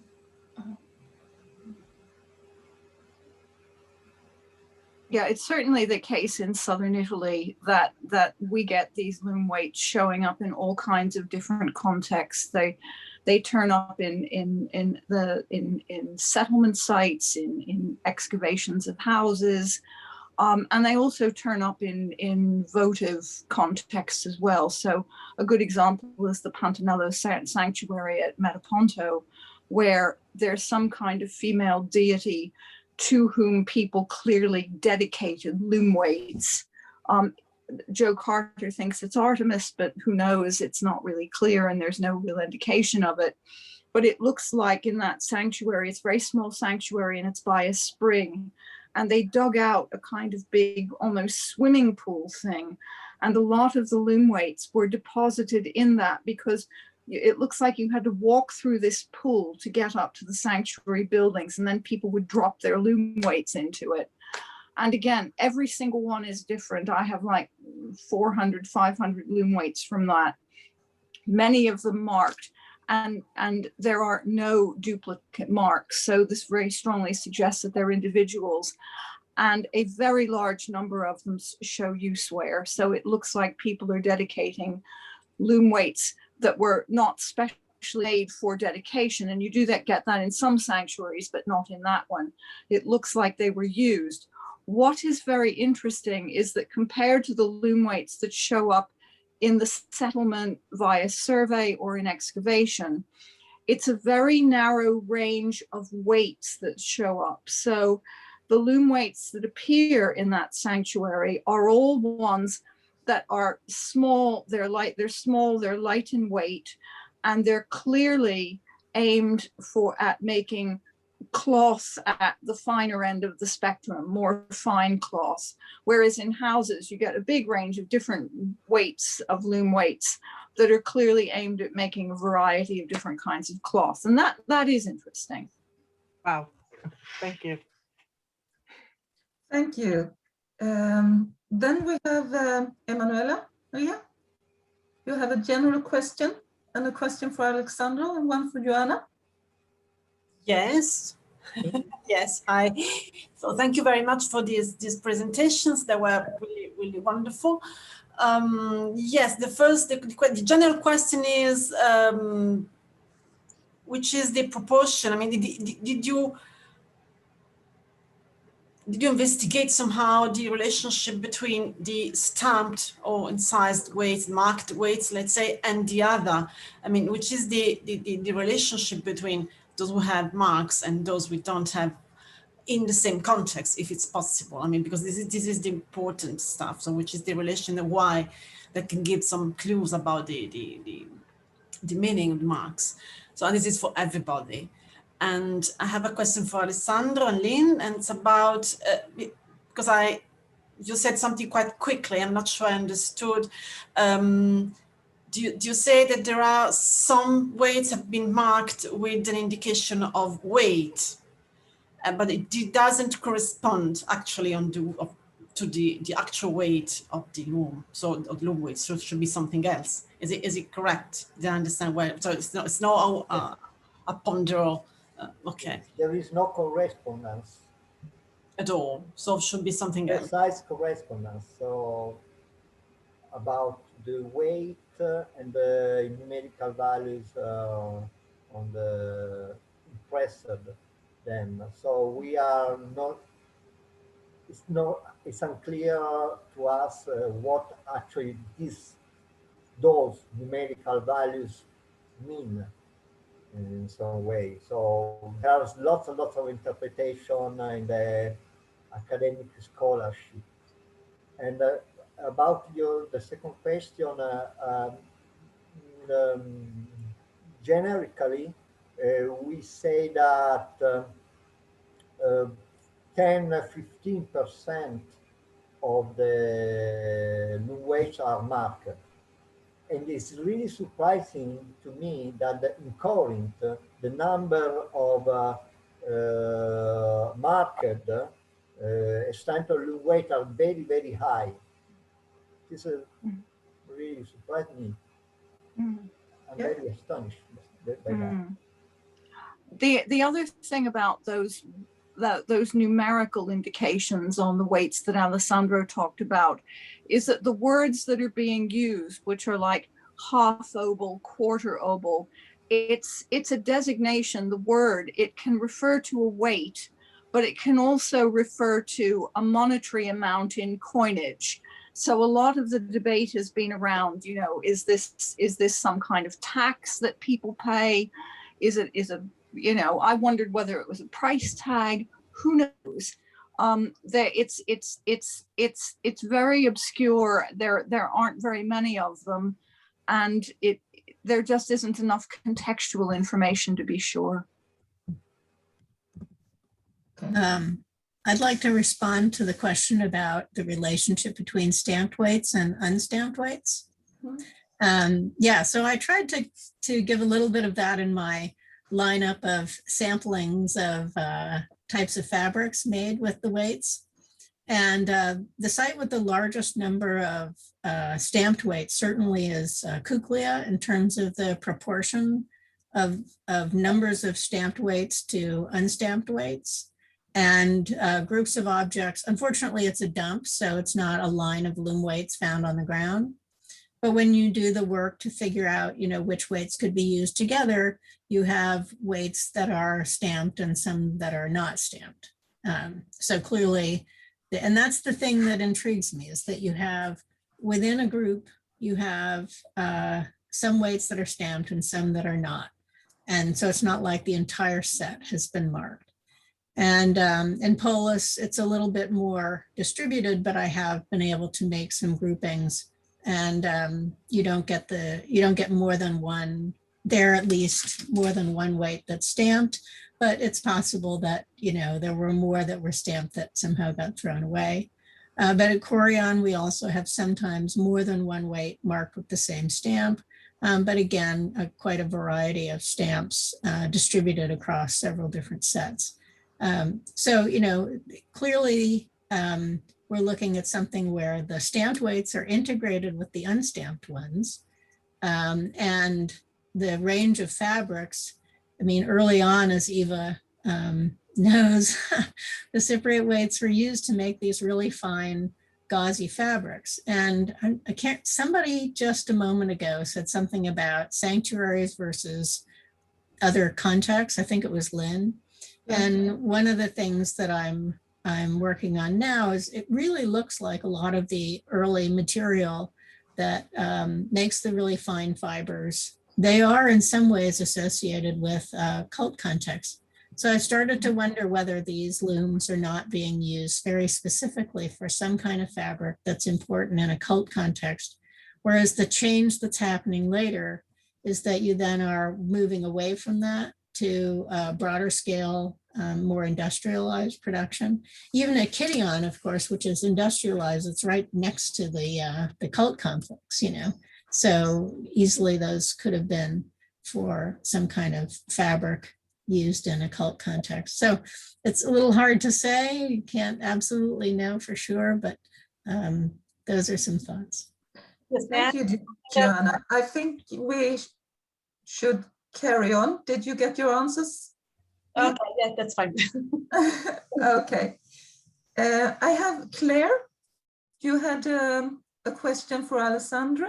Yes, please. I wanted to ask if you ever considered studying the Maltese finds from our archaeological sites, and to everyone. I would love, since I worked a lot on Maltese pottery in the past, but for what I know, there's not many in the classical periods. But this is just the impression, this is just what I was told by Nathaniel Kutaya and our friends Nathaniel Kutaya, Tony Pacha, etc.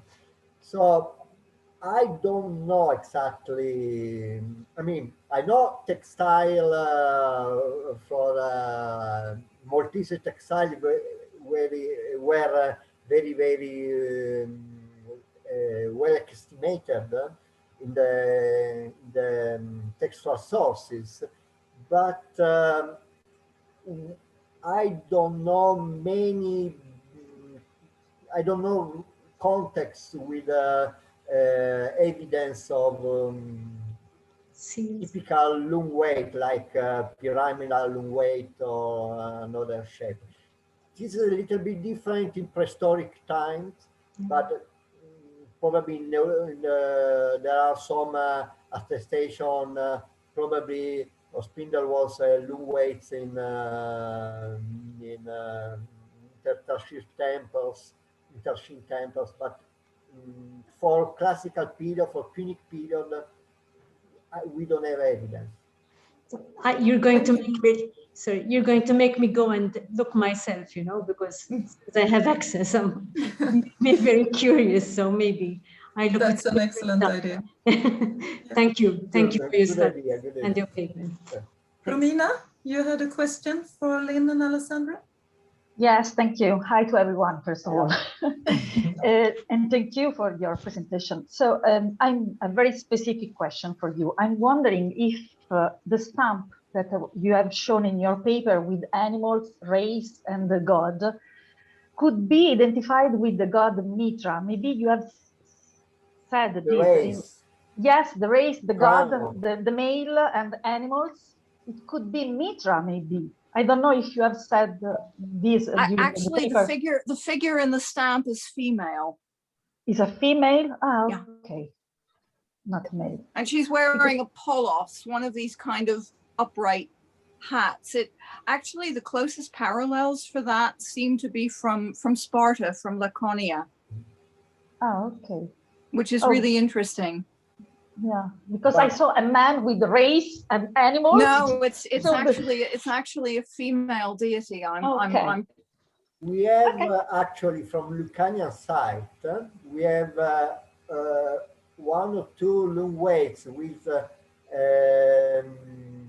figure, a face with a crown with a race. It's alone, and we cannot say if it's female or male. But it's I don't know if it can be related to Mitra or not. But sorry. Okay, thank you. Okay. And now, Alessandro, you had an observation for Bela. Yes, hi Bela. And there is a conical loom weight, probably from Corinth in Syracuse, in Sicily. And it is quite interesting because I don't remember if there is also a written stamp there, but certainly the conical loom weight from Syracuse has a stamp with a profile of women, like in the stamps from Corinth. So this is for just for your interest, and I can give you it's from a very old excavation. So it was published in 60s or 70s, I don't remember, but I will give you the reference. Okay, thank you. That's great, thank you very much. I'm sure there are many more. And if I could just add here. For what I know, published not much, because conical weights are not very spread in southern Italy. But I'm sure that one is from Corinth, and Syracuse, accidentally, it's a Corinthian colony anyway. It makes sense. One of the challenges is that So Corinthian clay is very distinctive, but the problem is this type of clay occurs all over the North Peloponnese and on Corfu. So unless there's the stamp, we cannot be 100% sure it's Corinthian, which makes it interesting. For example, those in Isthmia, in Nemea, they look very, very similar. But it still indicates it came from somewhere. I have a question, if I may use while I have the word. Yes. Lynn and Alessandro, do you notice a change in the clay fabric with the different stamps that you described, specifically the producer stamps? Or what I know, no. They're all fine. No. No. Okay. Actually, the fabrics are really random. And sometimes they look like clay mixes. They're all kinds of different things. Okay, so probably many workshops. Almost certainly many potters, many workshops, and again, there is evidence certainly in the Metaponto area. There is evidence for quite. They're not all necessarily made in the town center. There are lots of little rural workshops. Some of these do seem to produce loom weights and other objects. Some of the loom weights are mold made, but some of them don't appear to be. Some of the, you can tell from breaks with some of the disc loom weights, the oscille.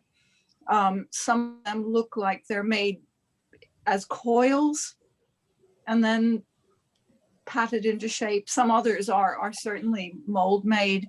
There's just an enormous amount of variety. And I think there were probably, I don't know if you agree, Alessandro, it does look like there were many different small manufacturers. Yes, and may also add another observation for Bela. I can see a sort of similarities of what happened in Corinth in the second half of the 4th century, when there is the introduction of the stamp name and also the gem stamps, and what happened actually in Metaponto, in Taranto actually, and the Gulf of Taranto, pretty much at the same period, from the second half of the 4th century, when we have the discoid loom weight, not the conical loom weight, but with this new type of inscription, which is on relief and stamped, with the name probably related to some manufacturer or to some entrepreneur related to textile economy. I think probably there is a change in the economy,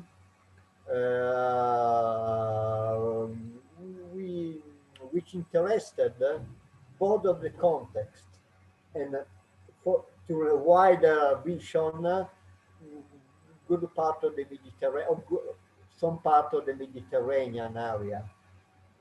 But this is also the period when amphoras begin to be stamped systematically, though of course that's for different purpose. Yeah, I mean, yes, but what I can see is probably there is a sort of change in the economy of wool and the economy of the textile economy from the second half of the 4th century BC. Something changes actually in some way. Thank you. Marcin, did you have answers for your question to Bela? Yeah. Okay, then Joanna, you have a final question? So I had to duck out because my computer, everything froze. So you mean the question I typed in for Bela? Yes. Okay. Yeah, so my question was, I was wondering with your weights, when you have ones that have the same mark, but clearly could not have been used together, whether maybe they were from different orders, you know, for the workshop, so that it could potentially be the seal of the person using the weight that's used to mark it. but that because it was different orders over different points in time or something like that, that's why they're different. I was just wondering. Yeah, I think that's what's happening. Sometimes the rings were applied to small ones and big ones. And I see that as the same person going and ordering a set of small ones and a set of big ones. But with the ones with the names, there's just too much variety. I see. So I would be more skeptical.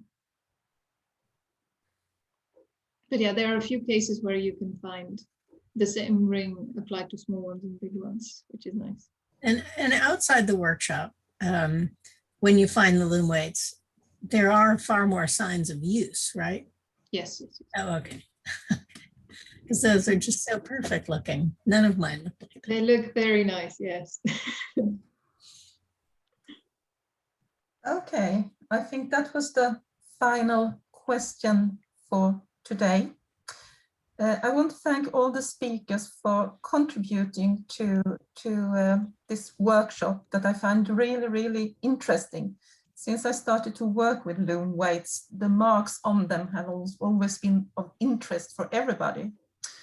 And I think it's important to see that we are talking about very long period of time, different regions, and still there are some similarities. I'm quite struck of Alessandro's and Lynn's presentations to see exactly the same type of imprints or marks of brooches, keys, rings, pinholes, like I see in Viking Age Scandinavia. Not saying that the marks on the loom weights from Viking Age Scandinavia means the same as it does in your context, but there is a tradition. So I think we should continue the discussion tomorrow. And I will also look forward to the presentations and the publication, of course, to read more about it. So, Agata? Yes, thank you, Eva, and I thank you very, very much for guiding us and chairing this part of the workshop. So I thank you again for participation. I'd like to remind you that tomorrow we will join using the same link. And as for publication, yes, there is a plan to publish the workshop. I think it would be very important to collect all what we are talking about in a written form. And I'd like to suggest the preliminary deadline as this November, like November 15th. But this would be too precise at a later day. But yes, we plan the publication, and I thank you very, very, very much. And see you tomorrow. Bye. See you tomorrow. Bye. Bye. Bye. Ciao. Bye. Ciao. Bye. Bye. Bye.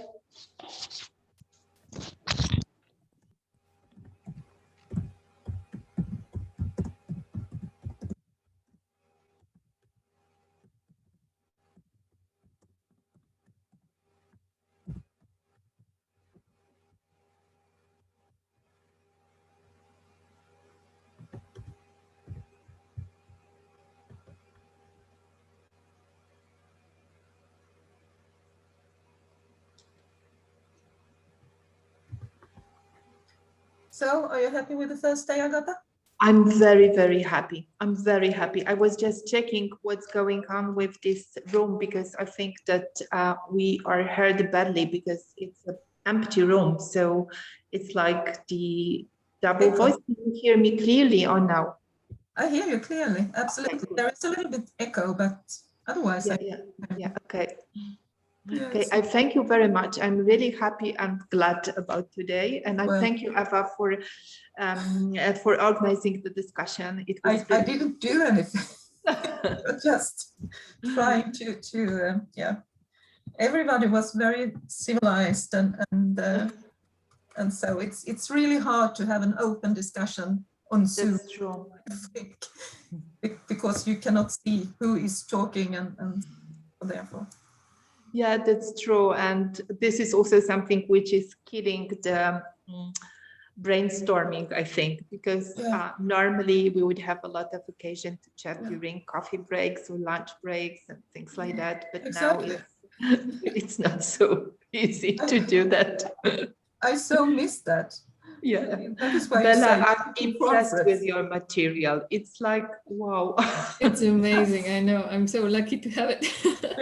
But it's also would a love lot. to weave using them. Well, I have some clay, so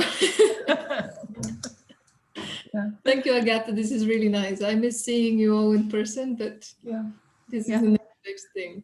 And please, Bella, think about this option for visiting professors. Maybe you'll find it interesting. Yeah, definitely. Stephanie sent me the details. I'll just look. I was focusing on this paper first. That's why I didn't look. Sure. Bye-bye. So bye, Alessandro. Thank you very much for your great presentation. Bye to all. Thank you very much.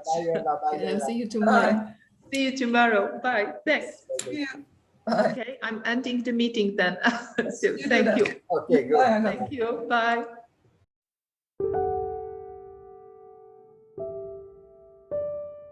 It is started, but then I turn it off for the first paper and then for the paper of Maria Anastasiadou.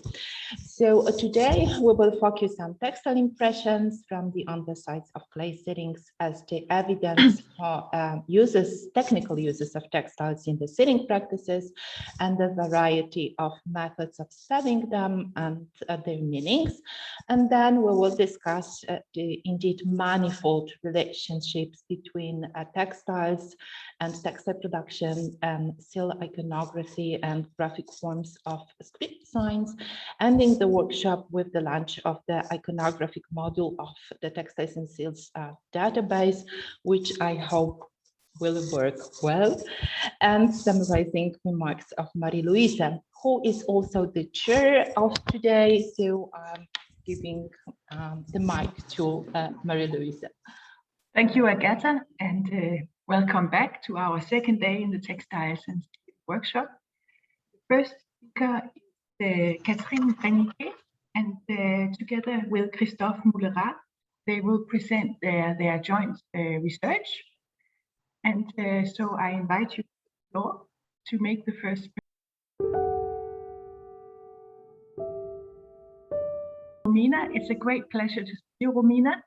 And I'm sure you can take up the thread from this presentation and show us what you have done at Strand with a material that it resembles very much what we've seen. I'll try to do it in 20 minutes. Okay.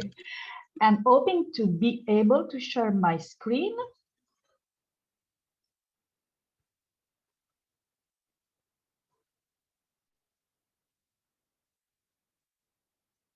Can you see it? Yes. Okay. First of all, good morning to everyone, and thank you very much, Agata, for your kind invitation to be here today for this workshop. And it's of course a pleasure to be here with you all. Here, the structure of my talk: an introduction on the site of Strand and on a few textile preserved. But as well known, hundreds of imprints on clay ceilings have been brought to light at Strand. By the way, one of the main focus of today's presentation is not on archaeological data, but I'll insist on the methodologies adopted to preserve, to record, and analyze these thousands of fragile findings. Strand is an excellent example, better to say a lab from this point of view. Different experts have been involved in the ceilings analysis since the 80s of the last century. Then we'll see what we were able to distinguish on clay ceilings and what we can get crossing the data, in other words, imprints of textile with textile tools found at the site. Okay, Strand, as you see in the map, is located in southeastern Anatolia, in the upper Euphrates region, in the fertile Malatya plain. The Italian archaeological expedition in Eastern Anatolia has been working at the site since the beginning of the 60s, allowing to reconstruction of an interrupted sequence that stretches from the end of the 50th millennium BC to the Byzantine period. For this paper, we are going to pay attention on the 4th and the very beginning of the 3rd millennium BC. Which kind of textile attestation is present at Aslan-Tepe? The unique presence of textile fragments is from the royal tomb, which sheds light on both textile production and funerary rituals. In particular, there were clusters of textile fragments at the different points of the grave. Some of these fragments have been analyzed with the SEM system, and we got extraordinary results already published. In one case, an extreme fine fabric has been identified made in vegetal fibers. In another case, the fibers identified are probably from goat's wool. We can assume that goat's fibers have been used to make a bag or a sack, or maybe for tapestry. A unique finding comes from the late Chalcolithic levels from the early core of the palatial complex, the so-called audience building, number 37, excavated in the last 7 years. From one of the filling layers, a clay bulla have been found with a clear cord inside. This cord has been analyzed by Margarita Gleba, and here I take the opportunity to thank her for the kindness to show these unpublished images. And she was able to identify twisted together fibers, which are either still in bundles or perhaps represent individual plant stems. It is a fiber of vast origin, but the preservation is, however, insufficient for species identification. And that's all. More information come from another kind of evidence, the thousands of clay ceilings recovered from Aslan-Tepe 6A, first of all, and from Aslan-Tepe 7. Two corpora, totally different from many points of view. Cretule, clay ceilings from 6A levels, are from the palatial building, from barn structures. It means that they have been unintentionally fired. Ceilings from 7 levels are from Templar and public areas. Those areas were abandoned structures without traces of fire. Then this material is totally unfired. At the moment, we have finished our detailed research on clay ceilings from Aslan-Tepe 6A, published some years ago, while the study on the administrative material from period 7 is ongoing, and we hope to conclude it with the next summer campaign in Turkey, but we don't know. Of course, it depends on the pandemic situation. Firing or not firing? This was one of our first questions. After excavation, we know very well that archaeological objects in clay coming from the Near East, I refer mainly to cuneiform tablets, have a firing-based treatment for conservation purposes. This process happens on the site itself. A practice began actually more than 100 years ago, and it is the method adopted also in some museums, for instance, at the British Museum, or in Berlin, in Oxford, or in the Pennsylvania Museum, a method which includes high temperature in kilns until 750 degrees. This is valid for all objects in clay, for clay ceilings too. But firing has never been adopted at Aslan-Tepe. Since the 80s, we have chosen to preserve clay ceilings using a durable acrylic resin, which is soluble in acetone, paraloid B72. The major advantage of paraloid as a consolidant is that it's transparent and flexible. In this slide, you can see the main steps followed by our restorers. Various proportions starting from 2 to until 10%, absorption by capillarity with controlled evaporation, and following the criterion named wet on wet. And only in a second moment, the restorer can glue pieces belonging to the same ceiling and fill gaps with the same paraloid mixed with digging soil to get the same color or a similar one. As you know, archaeological findings cannot be exported from Turkey. Then, in the last 20-25 years, we have started to make replicas of some selected clay ceilings, both for preservation reasons and at the same time for improving our collection at La Sapienza University. After various attempts, We have established a well-defined protocol, including an extra protection with paraloid, the usage of a moldable silicone, and after at least 12 hours necessary for drying, the mold is open, the original sealing is removed, the extra paraloid is taken away from actual sealing, and the colored gypsum is poured in the mold to get the replica. Here, just an example of the Aslan Tepe replica in gypsum. As you easily note, all details have been reproduced, the string and the textile on the underside, and even a finger imprint on the seal impression on the front side. A different kind of silicone exclusively for research reason is used for details or small portions of sealings in order to see imprint of detail itself in positive. We generally use a liquid silicone named Provil to get impressions with extremely high precision. And this silicone can be removed easily from the object, as you see in the slide, without leaving any residues. At the Aslan Tepe, we have used Provil for both sides on the ceilings, proving it very useful. Useful to see the impressions of seal, extremely relevant for us since we don't have actual seals from the late Chalcolithic levels. Provil let us to study better the traces of carving techniques left from the seal on clay, and in some lucky cases to identify the raw material used for making seals. In this picture, for instance, you see a seal probably carved in wood. And of course, it is a perfect method to see closer and every teeny details on the back of clay ceilings, traces left from the sealed object and traces of the raw material used to close the sealed object. Jumping to the photographic documentation. Our colleagues before me have already shown the advantages for the 3D technologies. Our specialists, in particular, our drawer, Tiziana Destre, has started 2 years ago to apply the 3D technologies.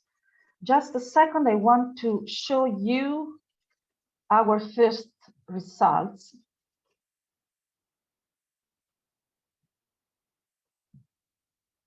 Can you see this? No?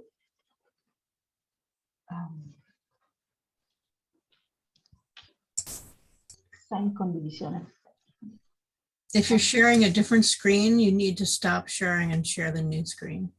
Ah, okay. I'll do.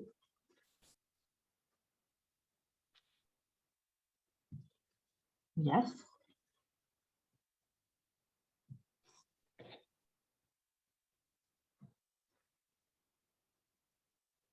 Okay. One example. Can you see now? Because now you're not sharing. Yeah. Yes. Okay, I'm doing. Now? Yeah. Yes. Thank you. So you see our 3D photo. So you see how it works. Just an example. Just an example. Okay, so go back to the presentation. Interrompi condivisione. And now.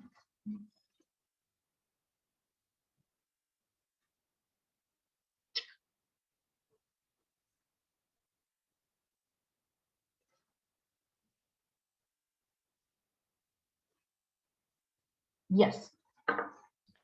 Please share the screen again. Oh, yes. Yeah. I'm doing that. Okay. I had 3 examples, but it's too long. So just to give an idea. The limit of the 3D technology from our point of view is the light. I mean, from a fixed position, as you see in the example that I show you. The reflectance transformation imaging, RTI, a new imaging technique, overcomes this limit. RTI is a computational photographic method that captures a subject's surface shape and color and enables the interactive relighting of the subject from any direction. This method is based upon the synthesis of multiple digital images of a subject in a fixed position collected from a fixed camera position, creating a hyper-realistic digital surrogate. RTI can be used to display and conduct research on a variety of object sites and types, some of which are difficult or impossible to image and mainly to manipulate. In each photograph, light is projected from a different known direction. This means that for sensitive and fragile collection objects, RTI is a non-destructive method that produces web-ready surrogates easily accessible to researchers, first of all, and the general public. This slide shows the reflection information capture in the RTI. I warmly recommend to visit, if you have time, this website. The acquisition process includes this dome, the brown color scope. And this is the limit, because it's very expensive. It costs 20,000 euros.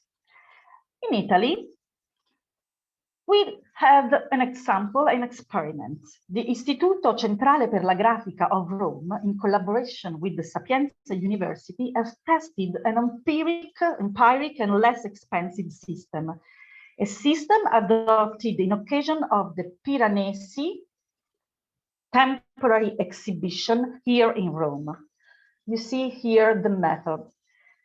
Experts were able, with one camera and one light and this rudimentary dome, to capture the subject's surface shape and color.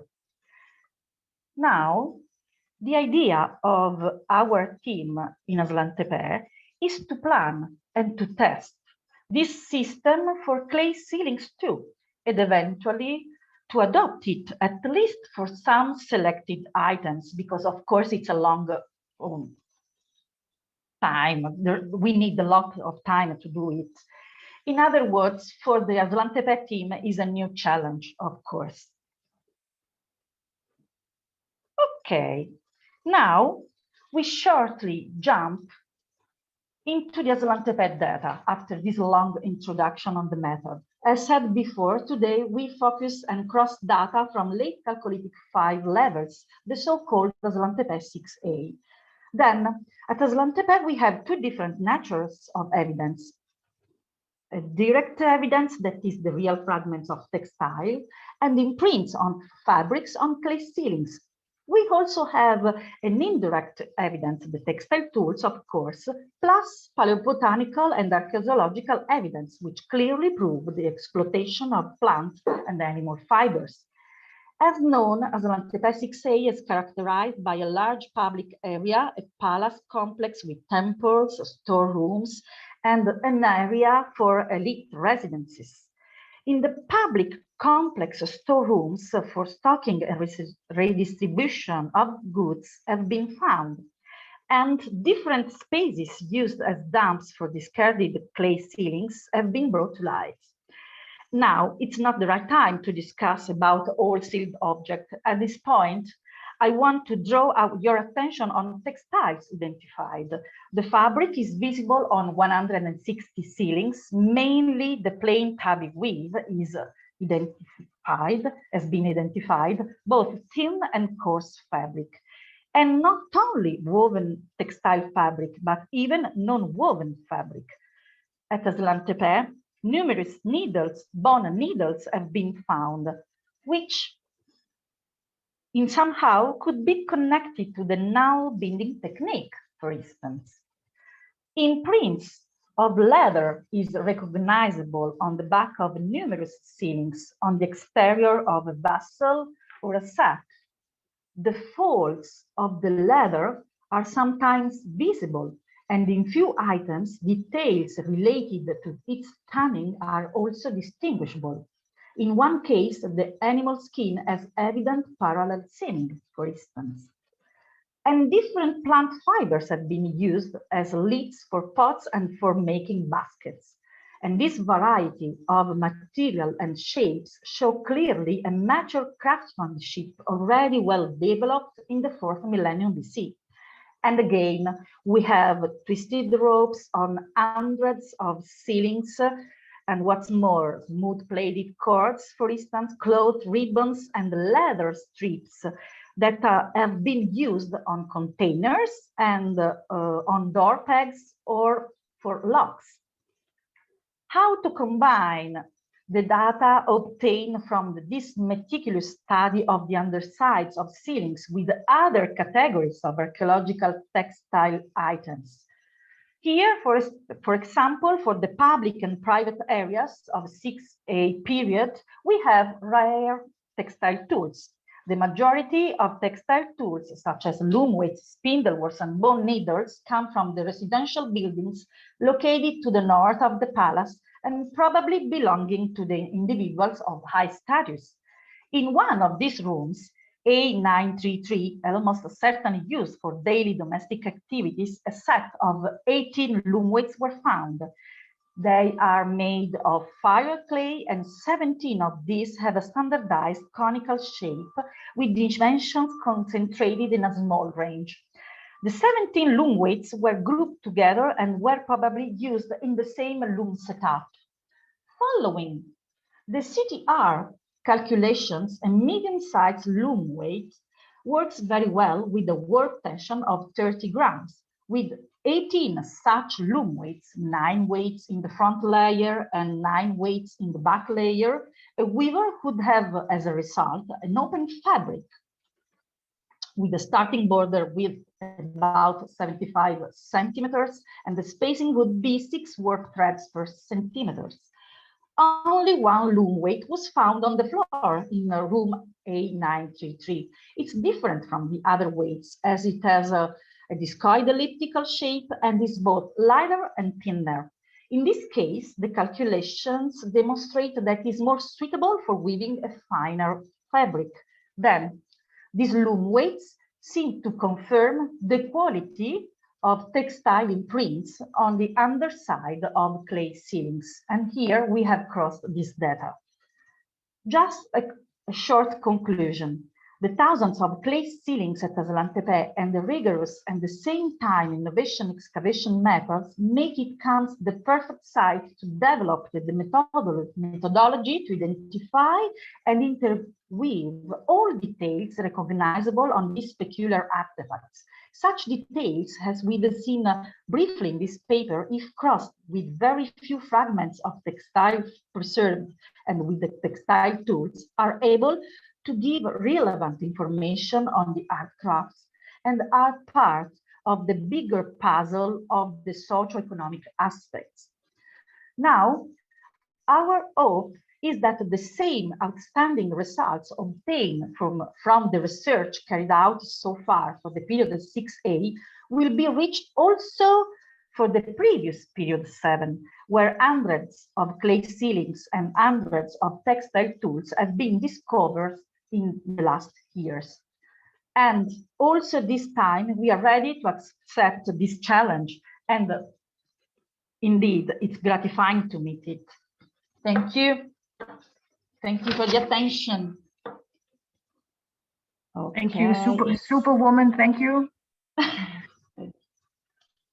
Okay.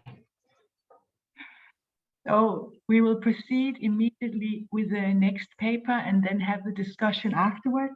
And so it is a great pleasure to introduce Maria Anastasiado.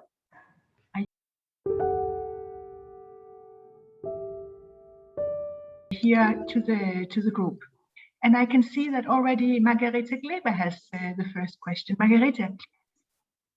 Good morning, everyone, and thank you, everyone, for really fantastic papers. All of these have really been very, very informative.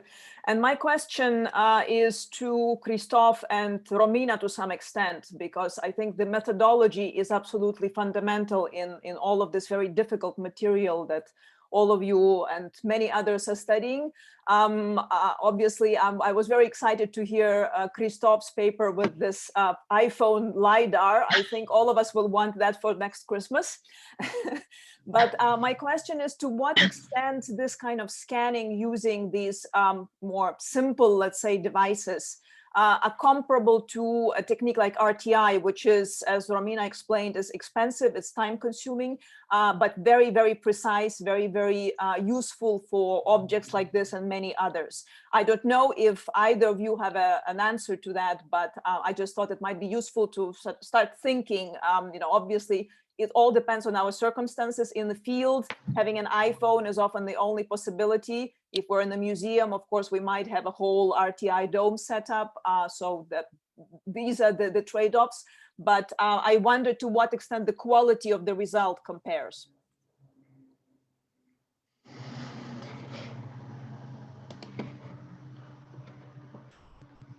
Catherine and Christophe, would you like to? Yes. So I am afraid Christophe has an appointment in the museum right now, so he cannot be with us.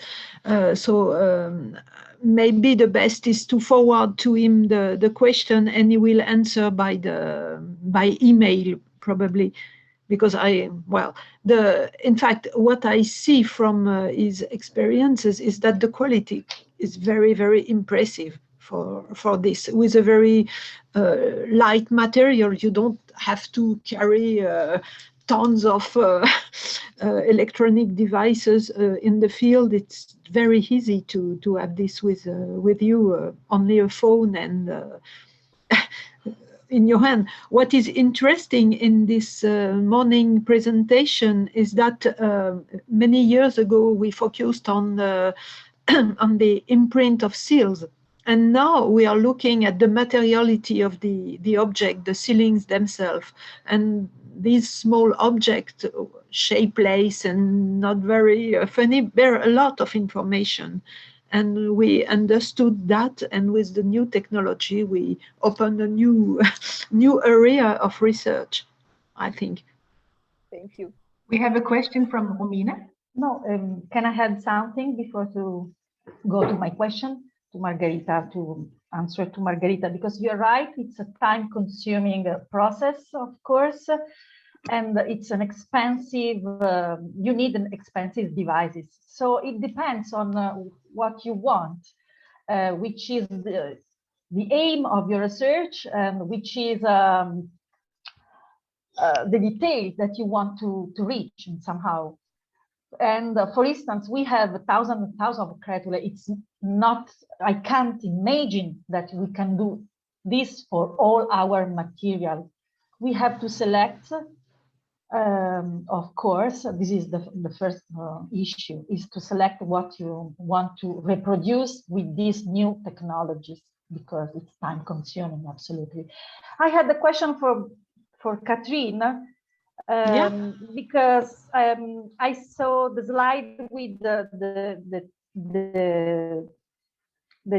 3D printing, and I haven't understood which is the detail that you can reach with this method, because I saw the general shape of the object, but not details.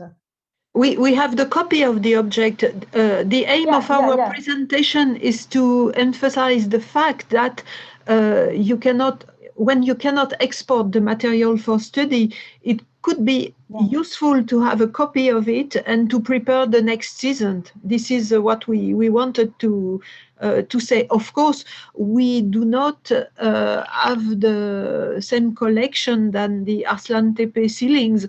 We have only a few pieces, and this is, how can I say? We were able to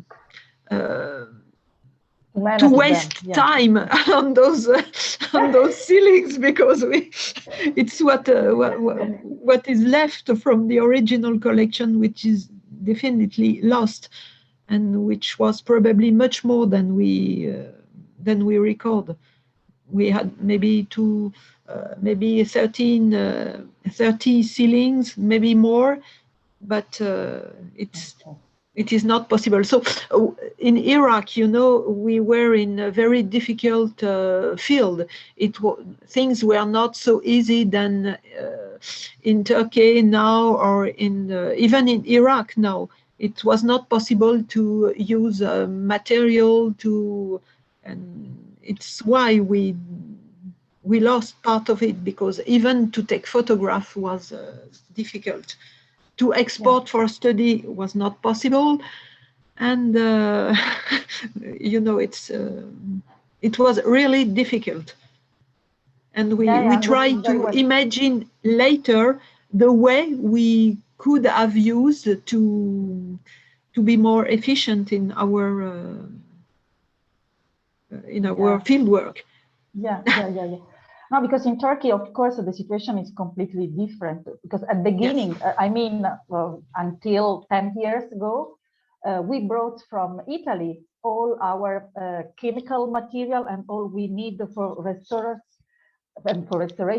but not now, because we have the possibility to buy over there everything, more or less, more or less. So Thank you. I mean, silicon, paraloid, and what I said before. Yes, in Iraq it was not possible to have it because something was always missing.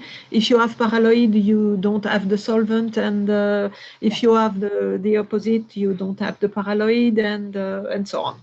Yeah. We thought of this, of course, in the field, but it was not possible to use these possibilities. Yeah. I can see some comments from Judith Weingarten, and there is Artemis who has a question. Where are you, dear Artemis? Hi. Hi. Hi. Lovely to see all of you. God, I never thought I would miss archaeologists so much. We miss you so much. So thank you very much for your presentations. I just have I have many questions, but I'll just ask a question for Maria, because, you know, I have a deep interest, vested interest in this material, so I would like to see it published. I would like to ask about the next step, and if it's possible to go there, and if she intends to go there, but more importantly, if her material allows her to go there. Would you be able to combine your hands with specific seals? Because my question would be, can you see through this method by describing the threads and everything that was used? Could we answer the question whether the people who held the seals, one person, more people, were they the ones that were actually also preparing the nodules? Were they the people who made them? So could you combine a certain way of folding the thread or whatever with specific seals? Is that possible, you think? Yes, thank you, Artemis, for asking this question. And I'm not going to cry. So I'm going to tell you, generally, I do have some results as regards this, because I did start with this question. And to a certain extent, unfortunately in archaeology, it's never 100%, but to a certain extent, yes, you can. And I think from Zakros, it becomes clear that you have, in some cases at least, not always, but some cases, specific type of nodules. I mean, if you can see nodules stylistically, I mean, there are nodules that resemble each other in the way in which they were made, and as far as I can say, still macroscopically, they're clay, and they tend, not always, but they tend to seal specific documents. And these nodules, they may be impressed by different seals. So my impression at the moment, which we also have discussed in the past, is that, and I think it's an impression that most seal specialists have, but from the material, it is that the person that makes the nodule and the document, if they are one person, I cannot say 100%, but if they're one person, they are different from the person that owns the seal. So I would at first say two different parties: the person that makes the document and the nodule and the seal users. And now this makes sense also from many other aspects, which we don't have the time to discuss here. I do have to say also, though, because I'm in the middle now of looking at the material much more detailed, because I am writing the book. The question that I have now, because what I told you is not always 100%, is whether I can even in some cases have a different person tying the document and a different one making the nodule. What I expect is that I will be able to give some coarser answers, but they will not be 100% answers, because the material, you always think that you have something that you have it, and then you have so much material, and then if you look at other nodules, you see it's not 100%. That's a last detail that I want to say.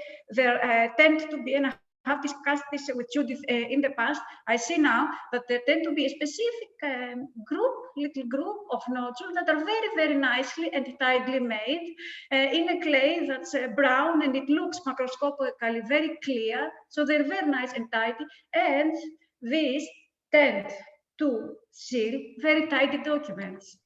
And I think this could be meaningful, because I don't know if now this tidiness could be something, but it could be theoretically. It could be that there's no chance of this. Maria, you also had a question. Would you like to ask it now?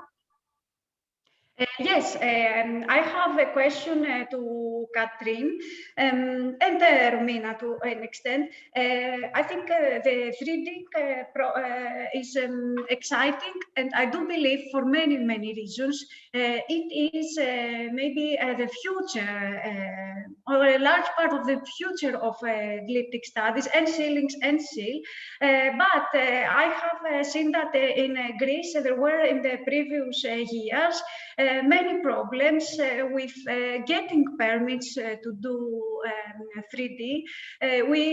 For a project we were doing, we didn't manage after many years that we were trying to do this, to get the permits, because obviously if you do 3D, then you can produce copies of the objects. And I was wondering how it is in the areas in which you are working, whether this was something that was straightforwardly allowed or not. Sorry, can you repeat your question, please? Because I... My question was whether getting the permits for doing the 3D documentation was something that was easy, was something that was straightforward from the country in which you are working. Because yes, I personally have seen that there is difficulty from the ministry. They do not easily allow 3D because you could produce copies of the objects. Yes, of course, but I understand the problem, but I am not sure that with sealings the problem is so important, because usually this kind of material is not very exciting, and even if you produce a copy, what can you do with the copy except scientific work? It needs maybe to be explained to the authorities, but I agree with you. If you do not have the permission to take a photograph of the object, and even especially if you work in the museum, it could be difficult, of course. We were in the idea that we were in the field and not in the museum. So, yes. Yeah. Okay, are there more questions? Maybe Romina?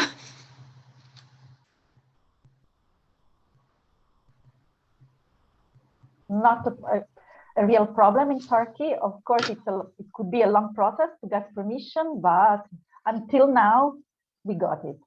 So we will see in the future. Okay, I think that if you look into the chat, you will see a lot of really interesting comments also to some of the speakers. So I invite you to look at them and see there might be some comments for you that are raised in there. I need to finish the discussion now because we are on a schedule of recording. So I think it's better so that we will stop the discussion now and have a short break. So that is it okay, Agata, that we go a little over time?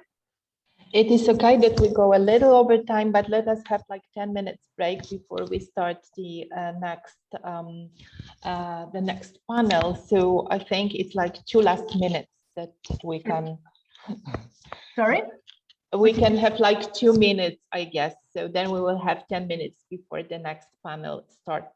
So I think this will. So we don't need to go over time. We can keep the schedule. So we'll start at 11:30 yes. Again. And remember that we have changed a little bit in the program. So it will be our friend Fritz who starts. And then after it will be our friend Sarah. This is for the afternoon. Thank you.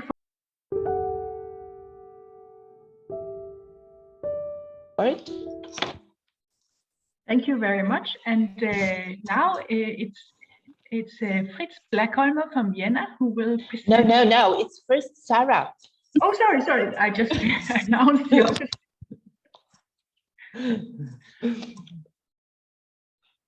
So Sarah, where I cannot see you, Sarah. There you are. Sarah. Yeah. Lovely to see you. Thank you. Sorry for the mix.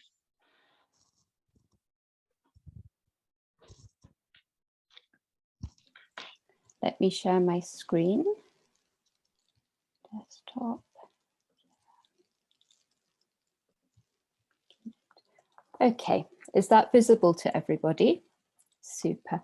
So good morning. It's a real pleasure to be part of such a rich and informative conference.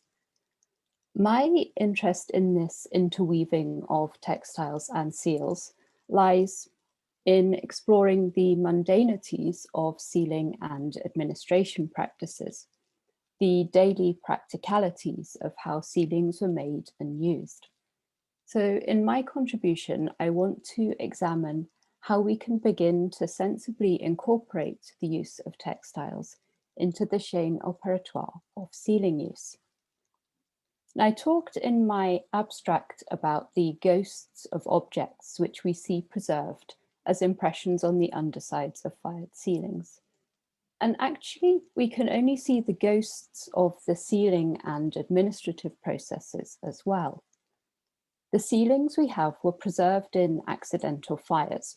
They represent an essentially random sample, and there's a great deal we do not understand about everyday sealing use, how standardized and widespread practices were.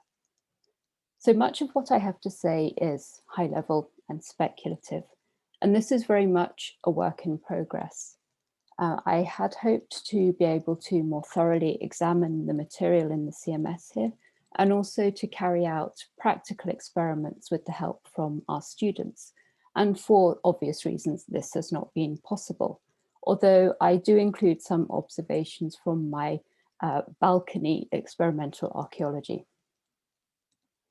So that textiles, as well as other plant and animal-derived materials, were used within sealing and storing processes is not at all new. We have woven fabrics, reeds, in bundles and matting, braids of willow, palm branches, and cords made of an entire array of different kinds of material.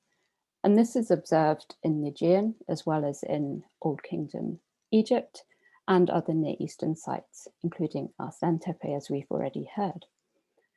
But beyond noting their presence, there's been little explicit discussion in the Aegean literature about what role textiles might have been playing or the broader implications of their usage.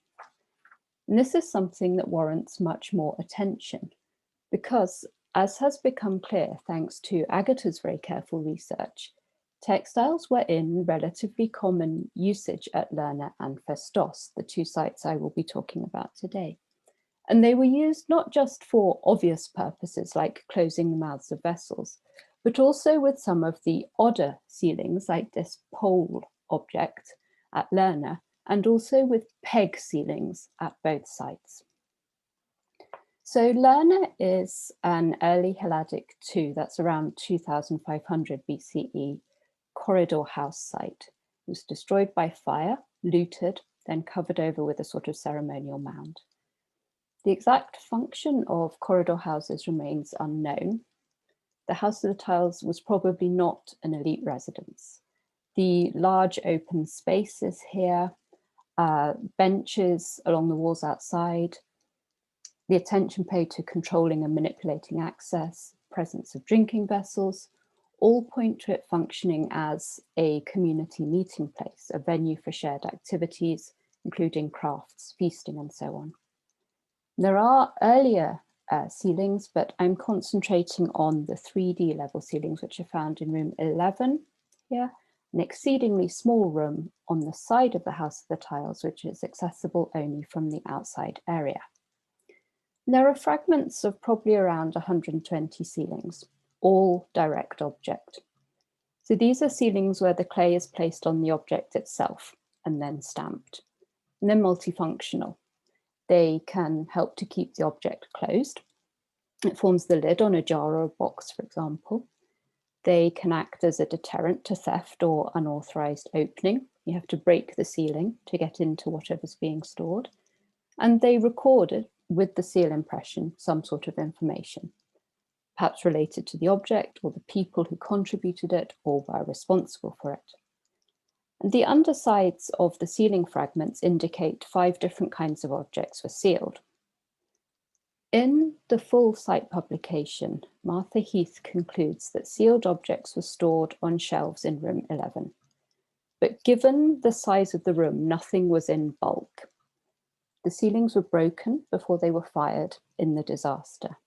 And whether this was because they'd been removed from their objects and kept for some purpose, or because the goods were looted, is impossible to say. There were very few storage vessel sherds, so any jars must have been removed. But there is a thick layer of carbonized matter across the floor, which suggests the burning of perishable materials, probably the shelves, perhaps wooden boxes and their contents. The ceilings from Varno 25 here in the palace at Festos are also direct object. Here we have over 6,500 found alongside hundreds of pottery juglets and a small number of Linear A documents. And they're all gathered together and buried underneath a sort of concrete layer associated with the Middle Minoan 2B destructions, which is perhaps around 1700 BCE. Why they should have been disposed of in this way is impossible to say, but the ceilings had presumably all been collected together beforehand. Most of them were damaged or misshapen, including many that were removed from their object while they were still wet. But there are around 1,500 which preserves imprints on their undersides of the objects to which they were affixed. Of these 16 categories, as you can see in the chart, pommels and pegs clearly predominate. But are they the pegs and pommels on doors, chests, or smaller boxes? There's been a tendency to associate larger pegs with doors, and this implies a very different sealing process to small movable boxes. Foster, in her very thorough and measured comparison of Aegean and Egyptian sealing practices, points out that even with the considerably richer Egyptian evidence, it's not possible to use the size of the peg to determine what it was closing. Whatever they were, the ceilings were broken and removed frequently, and then the objects resealed. Now, I've not been able to go through everything in the CMS collection or in Agata's database, and I thank her wholeheartedly for early access to this. So I can't say at the moment whether textiles are more likely to have been used with particular types of sealing. My impression is that it was quite general. So for example, were textiles used with specific pegs or pommels at Festos? This will form the next stage of my research. But I'd like to flag, just as an idea to hold, that if textiles were used in conjunction with the peg ceilings we traditionally interpret as sealing doors, this would probably suggest they were in fact boxes or chests. Something that hasn't been identified at either site, as far as I'm aware, are sealed sacks. These are fairly common at Archeologii and include a variant which has a peg around which cords can be wound to tighten it. Ferriola and Fiandra have pointed out that the peg resembles those door pegs in concurrent usage at Archeologii. So I do wonder whether this usage might also be possible for any of the Lerner and Festos pegs. Another thing worth further investigation. Both Lerner and Festos represent some sort of socially significant storage. We don't know exactly what was stored, but agricultural produce, staples, grains in chests, for example, jars of oil or wine, delicacies like honey in small jars are a possibility, craft products, precious items. These are all sensible suggestions. We also do not know over what time period the sealings were accumulated, and proposals have ranged from 15 years at Festos down to all the sealings belonging to a single event. I'm calling this socially significant storage because the distribution of seal types used suggests something other than the internal management of restricted access storerooms. At Lerner, most seals appear once, suggesting the involvement of many sealing entities, whether individuals, groups, or something else. And the picture is more complex at Festos, but again, there are more seals used than could reasonably represent resident seal users managing access to resources. This material is very frustrating. It's very rich from both sides, but it's simultaneously very, very slippery, very hard to interpret. So in starting to think about why it would be advantageous to incorporate the use of textiles into sealing and storage processes, I identified three very broad reasons. The first is that textiles made the sealing process smoother, more effective, and they'd offer value at each stage in the overall life cycle of the sealing, depending on what was being sealed. As a starting point, items to be stored could be placed in cloth bags. They could be wrapped wholly or partially in pieces of fabric. Cloth could be used to fashion a lid over boxes or vessels, and it could be used to stuff gaps in boxes and baskets to make them airtight. There are more options. The textile would provide structural support for the clay while the sealing was being applied and impressed with the seal. Clay is quite heavy, and depending on how fine or wet it is, it can be more or less sloppy. And certainly for oddly shaped items or for things like pots or jars with an open mouth, the clay would provide a surface, the cloth would provide a surface on which the clay could rest. I found that even with my attempts at making a rim sealing, like this one, that did not protrude much over the edge of the rim, having the cloth stretched tightly across the top of my vessel made a big difference in how easy it was to place and then impress the clay. And the coarseness of my cloths, these are actually baby muslins, they also provided something for the clay to stick to. During the process of making the sealing, the fabric would protect the object from the moisture in the raw clay. And while the object was being stored, particularly as the sealing dried out and shrank slightly, it would prevent fragments of clay or of clay dust damaging or dirtying the object. When the time came to remove the object from storage, the textile could again prevent bits of broken sealing from contaminating or damaging the item. This would particularly be an issue for anything where the sealing acts as a sort of a lid. In my experiments, without a cloth covering the mouth of the jar, I found it very difficult to break the sealing without bits falling into the jar. But when there was a cloth stretched across the mouth, I could use it to lift the sealing off.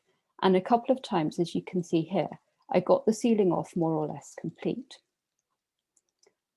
After the goods had been removed, sealing fragments could then be kept together within the fabric. I'm ambivalent about the value of direct object sealings as a record of transactions. In themselves, they only record a limited amount of information. And particularly as the number of sealing fragments increases, It would be extremely hard to keep track of what came from where and when. But perhaps keeping broken ceilings bundled together in this way could act as a prompt, as a reminder of a particular disbursement.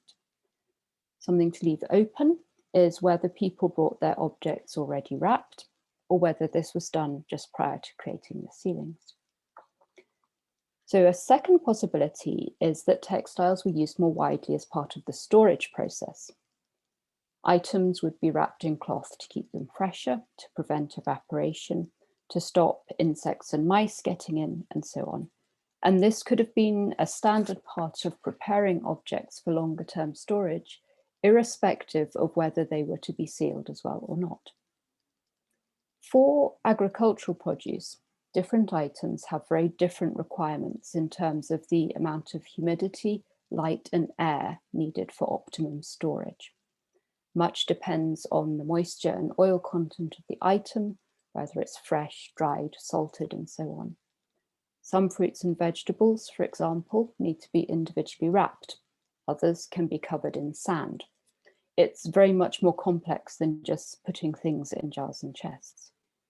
I fell down a very delightful research rabbit hole looking at traditional uses of textiles in domestic food storage. And while older resources are full of tips about sewing cheesecloth bags to hang meat in to age it, for example, or wrapping cheese and butter in vinegar-soaked muslins to keep fresh, now beeswax impregnated cloth wraps have completely taken over. So I'm wondering whether it's possible that wax, oil, or pine resin impregnated textiles were used to assist in preserving stored produce. And would a waxed cloth make a different impression on the underside of the ceiling? This is also something for my further research. Cloths like this would work particularly well to help prevent evaporation from vessels containing things like wine, and also to hinder oxidization in olive oil. One shouldn't rule out the value of wrapping non-food items in textiles as well. Cloths could protect delicate craft items from rough handling. It would slow down tarnishing or fading by protecting objects from light and air, and it would keep out pests like moths or beetles that might eat your wool or your wood. In the kind of sealing event that Maria Relaki has proposed for Festos, in which there are multiple rapid iterations of sealing and unsealing, actually protecting sealed objects from handling damage would be very necessary. Wrapping practices like these could represent a continuum from domestic to centralized storage strategies. And this, I think, could be very powerful. Obviously, it's vital that things stored are preserved intact. But within a context at Lerner or Festos where more complex socio-political dynamics are somehow disrupting or diverting resources, presenting this as the natural extension of domestic storage, but on a larger scale, could be a way to diffuse tensions or resistance. A third possibility is that different kinds of textiles were used to provide additional contextual information in the sealing or storage processes. Cloth of different colors and designs could be highly visible in a crowded storeroom, certainly easier to identify than a seal impression, which after all can be very small. Different kinds of fabric could signify different people or entities who are responsible for goods, who contributed them, perhaps what the goods are, why they're being stored, and for how long. And picking up again the question of whether people bought items to be stored already wrapped, this would present another opportunity within the context of a socially significant storage event for establishing the crucial link between the objects brought forward and the people bringing them. The motifs on the Lerner ceiling certainly give an impression of a particular aesthetic, a community liking for these looping, repeating, abstract patterns very full of movement. I don't know whether any of these designs could be woven, but they could certainly, I would have thought, be embroidered or painted or printed onto fabric to create visual cross-referencing between different media, between seals and garments and wrapping cloths.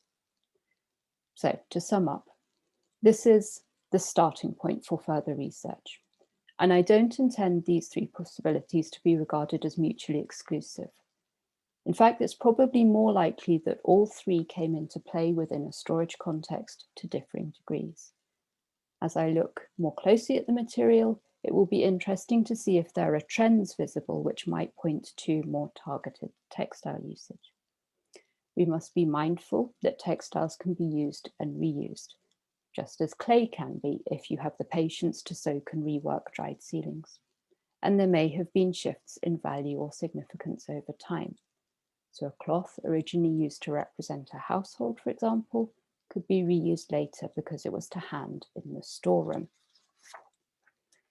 The omnipresence of textiles is not news to many of you, but Aegean Bronze Age research is very atomized. We all are in our little material-based silos, and there is considerable work for those of us on the administration side to untangle exactly how and why textiles were used alongside ceilings in these processes, and potentially more broadly in other areas of administration as well. So I show here some examples of the linear A sign AB67, which could represent a vessel with a cloth stretched across the top and tied off at the handle. So that would be the cloth, this is the handle, and that would be some sort of tying device. There is also considerable potential in exploring the idea that textiles were used in these storage contexts very deliberately to bridge the gap or to mitigate tensions between domestic and external storage, between utilitarian and symbolic uses or events, as new and challenging socio-political forces were disrupting existing community relationships, but also existing storage practices. Thank you for listening.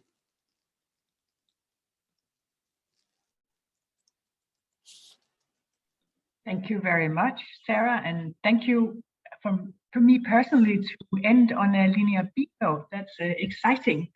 That will be very interesting to hear also other speakers' opinion about this. Let's proceed immediately to the next paper by Fritz Blakolmer.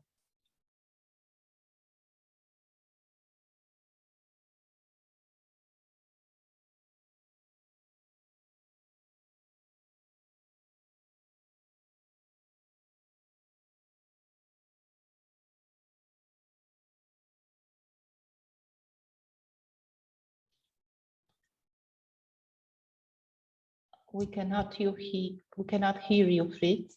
Are you there?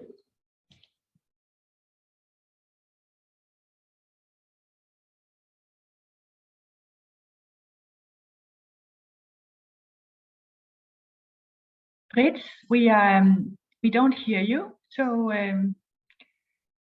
maybe there is a problem with the sound. We can see your PowerPoint very well. Well, you're still muted. I can see. Okay, now you're unmuted. Great. I can't. It looks great, and we can hear you. It's fine. Are you just? Can you hear me? Yes. Fine. Thank you very much. And if you put the presentation into presentation mode, it's easier for you to change. Yeah. Lovely. Thank you. All right now. Fine. So thank you, Marie-Louise. I would like to cordially thank Agata for her kind invitation to this workshop, and I hope to find the possibility to travel to Warsaw at some point in the near future.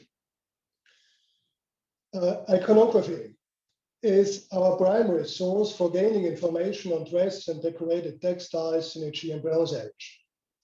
Minoan Mycenaean textiles stand out for their rich polychromy and their elaborate design that was enabled by the warp-weighted loom and a broad range of organic dyes.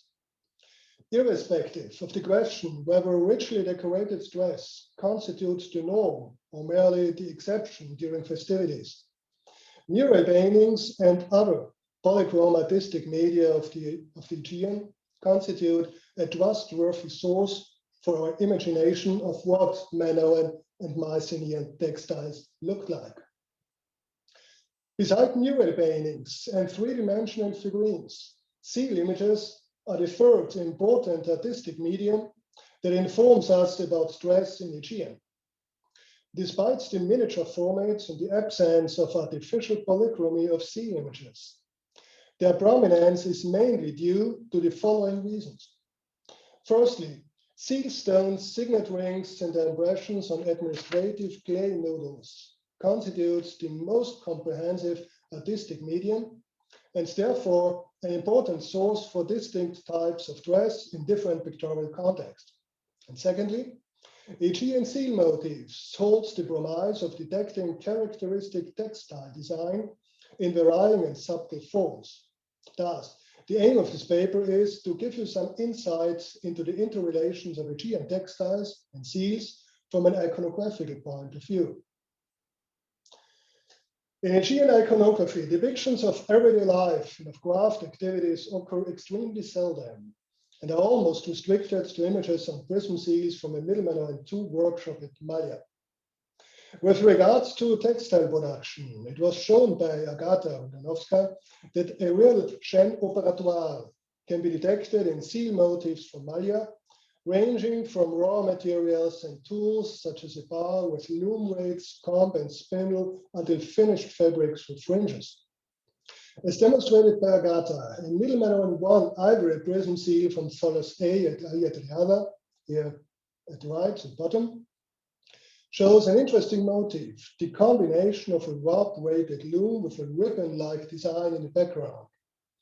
If both elements have to be understood in connection with each other, this would suggest a textile character attributed to this ribbon or interlace ornaments, well known also in other seal images. Despite their small formats, Aegean seals constitute an invaluable source of different types of dress. Given the fact that a large quantity of the approximately 11,000 Minoan and Mycenaean seals known to date show figural scenes, they offer a reliable source for a certain dress code of woman and man in different pictorial contexts.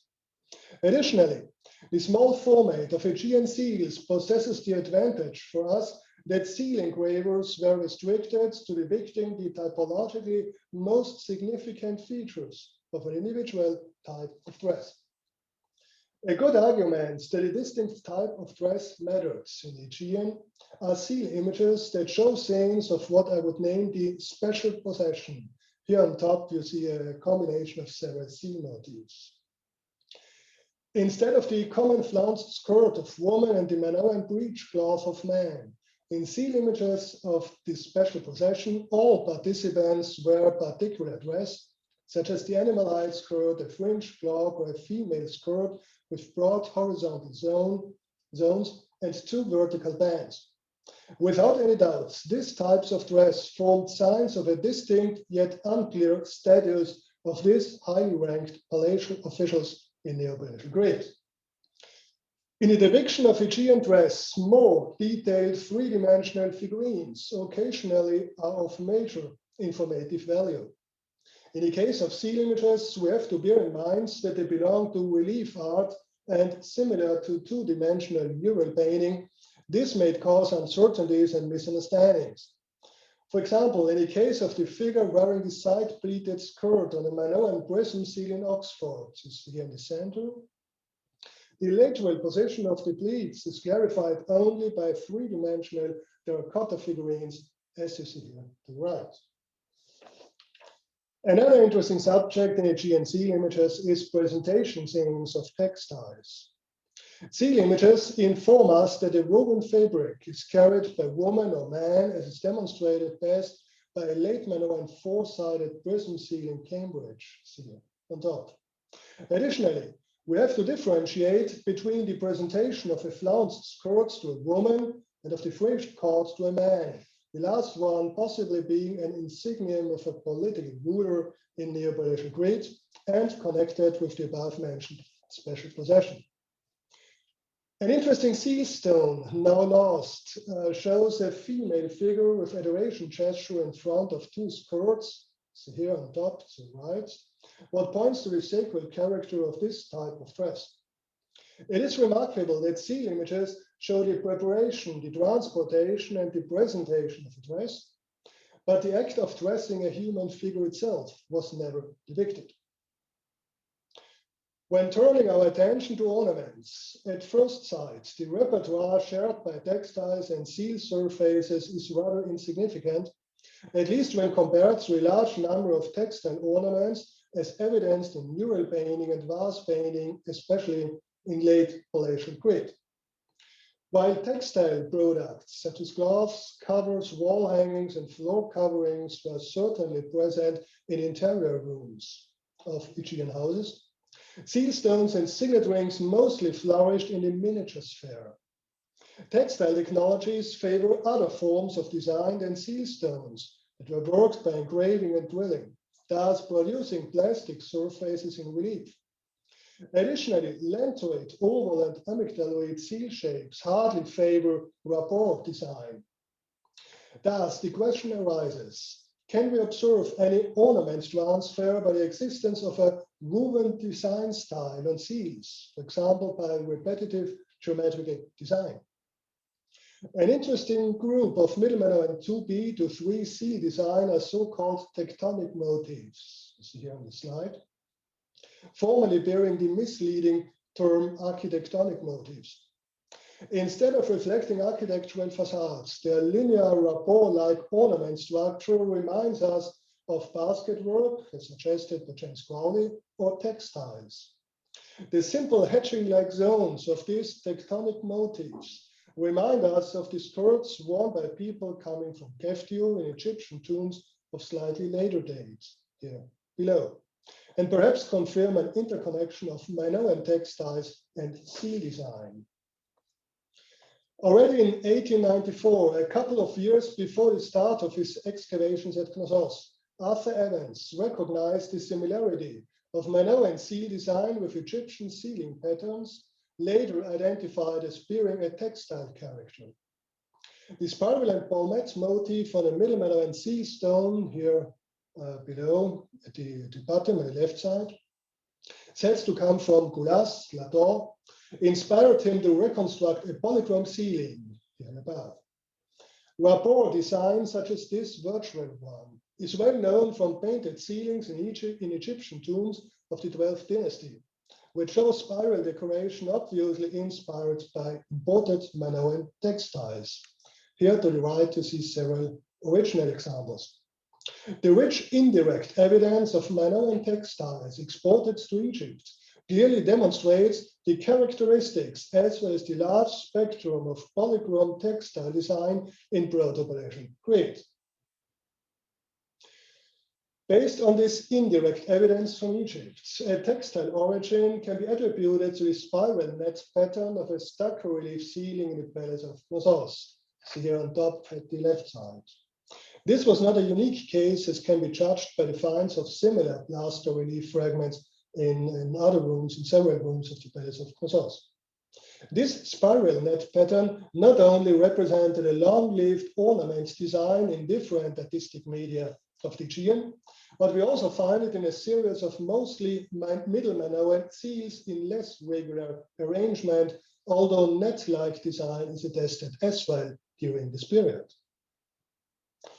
The numerous variants of spiraloid motifs on Middle Minoan 2 to 3 seals in particular could certainly possess parallels in textiles. Based on the indirect evidence from Egypt, a distinct textile spirit of repetitive and rapport design, and last but not least, the dress of figures in Neopalatial mural painting and other artistic media strongly suggest that the following ornamental motifs of seal stones may also have decorated Minoan textiles. Loop motifs, sea scroll motifs, continuous looping lines, flats and wavy meander motifs, running spirals, and, as mentioned before, possibly also ribbon design. It is difficult to decide whether these ornaments on seals preceded those on textiles or the other way around, or whether they perhaps appeared simultaneously in both crafts. On seals, several of these motifs first occur in the early Bronze II period, and this equally applies to the development of the warp-weighted loom in early Minoan II Crete. Although many of these spiral-weight ornaments in question derive from Anatolian and Levantine minor arts, it is tempting to attribute an inventive role to Minoan textiles. The interrelation of seal motifs and textile design becomes clear in examples of the flat meander as rapport decoration on Minoan ivory seals. You see here, to the right above. And the skirt worn by the acrobats depicted on the golden sword hilt from Malya at the left side, dated to Middle Minoan 2B. This is decorated with the same meander design that can also be found in the border zone of stone stelae from shaft grave A at Mycenae. In the case of this rapport decoration, one can assume that it originated in polychrome textile decoration instead of being an ornament that had its origin in seal design. Although seals did not constitute a well-suited artistic medium for running spirals and related ornamental friezes, we nevertheless also find this typically Aegean ornament on several seal stones in somewhat improvised order. Similar spiral motifs are depicted on the polychrome skirts of male processional figures in Xesti4 at Acroterion Thera at the left side. A late Minoan I mural painting fragment from Consorce in the center shows the richly decorated girdle of the Minoan breechcloth worn by a male figure.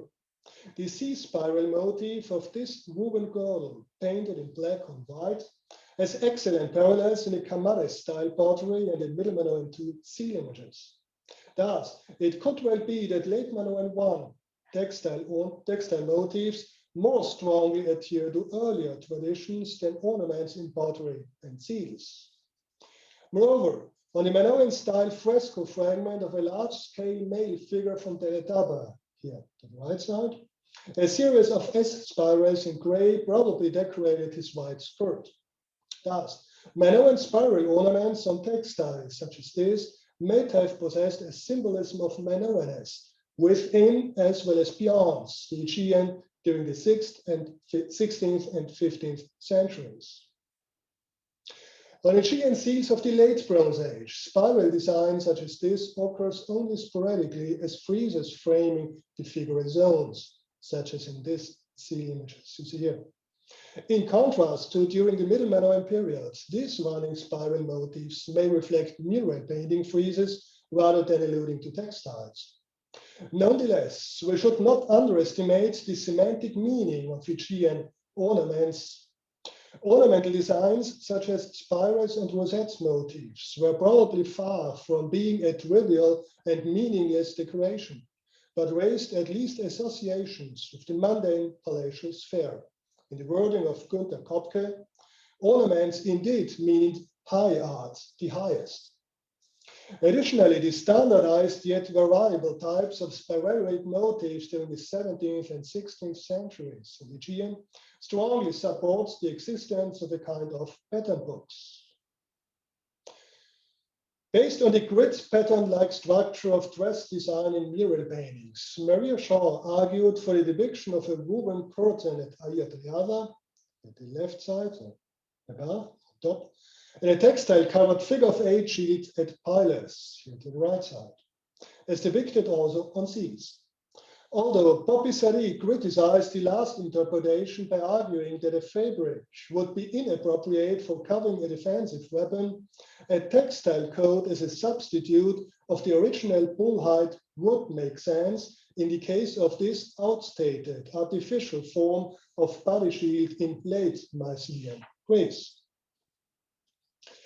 In several mural paintings of the late Mycenaean palaces, Mabel Lang and others pointed out the character of wallpaper friezes.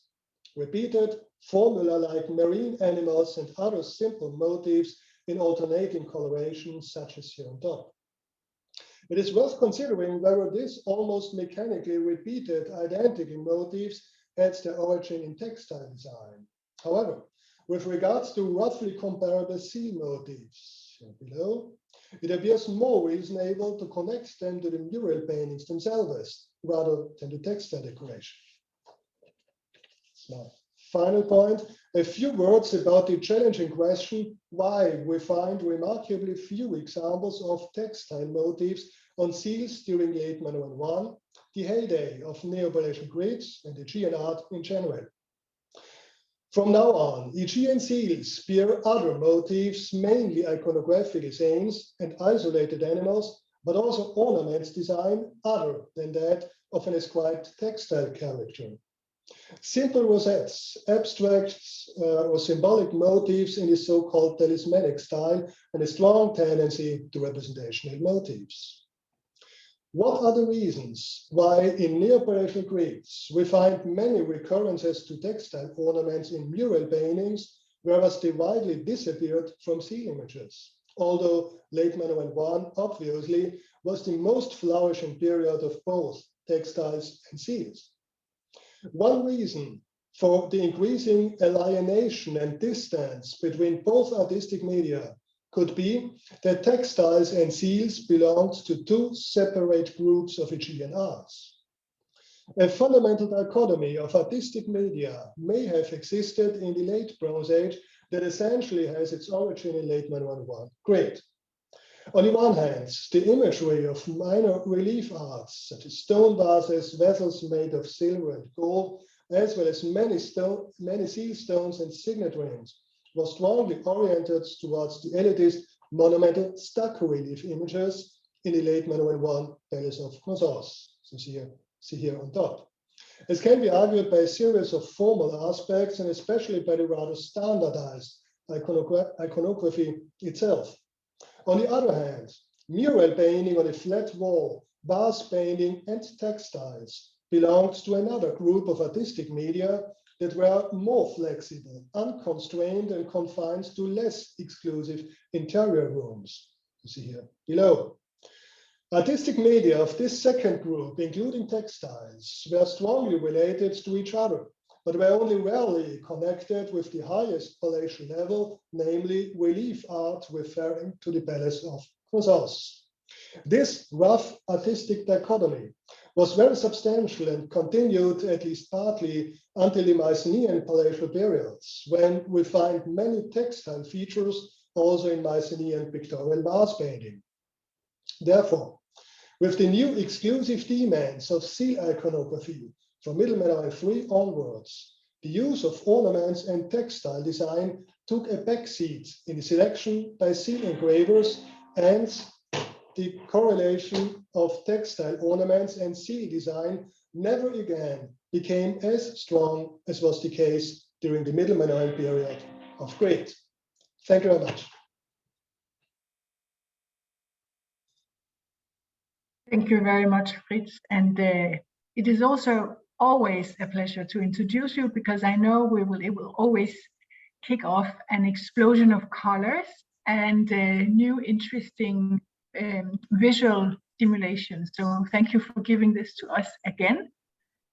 And now we will continue with Jörg Weilhartner. Lovely to see you, Jörg. And I imagine that you will take us into the script of the field and induce technology of script to the theme of textiles and seals.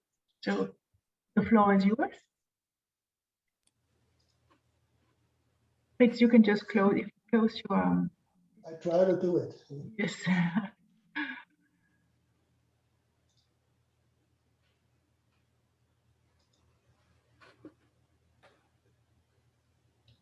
I'm sorry.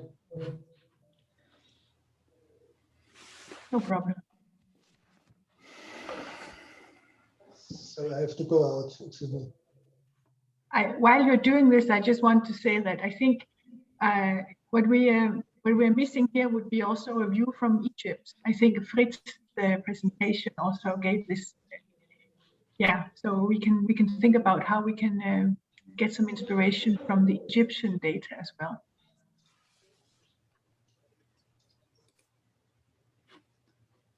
So do you see the slides? Yes. Yeah, and you can hear me also? Okay, so then I can start. Let me start with some introductory notes on Linear B and logograms in general. As is well known, the written evidence of the Mycenaean palatial period, the 14th and 13th century BC, is confined to documents of the palatial administration, recording aspects of the palatial economy. These so-called Linear B clay tablets represent economic accounting documents of the inputs and outputs of storerooms, inventories, and detailed lists. Next to lexical entries, marked in blue, and numerals, marked in green, the logograms, marked in red, form the essential feature of this script, representing an explicit guideline to the general context of a tablet by a graphic representation of the relevant object of registration. In this case, it's a list of men.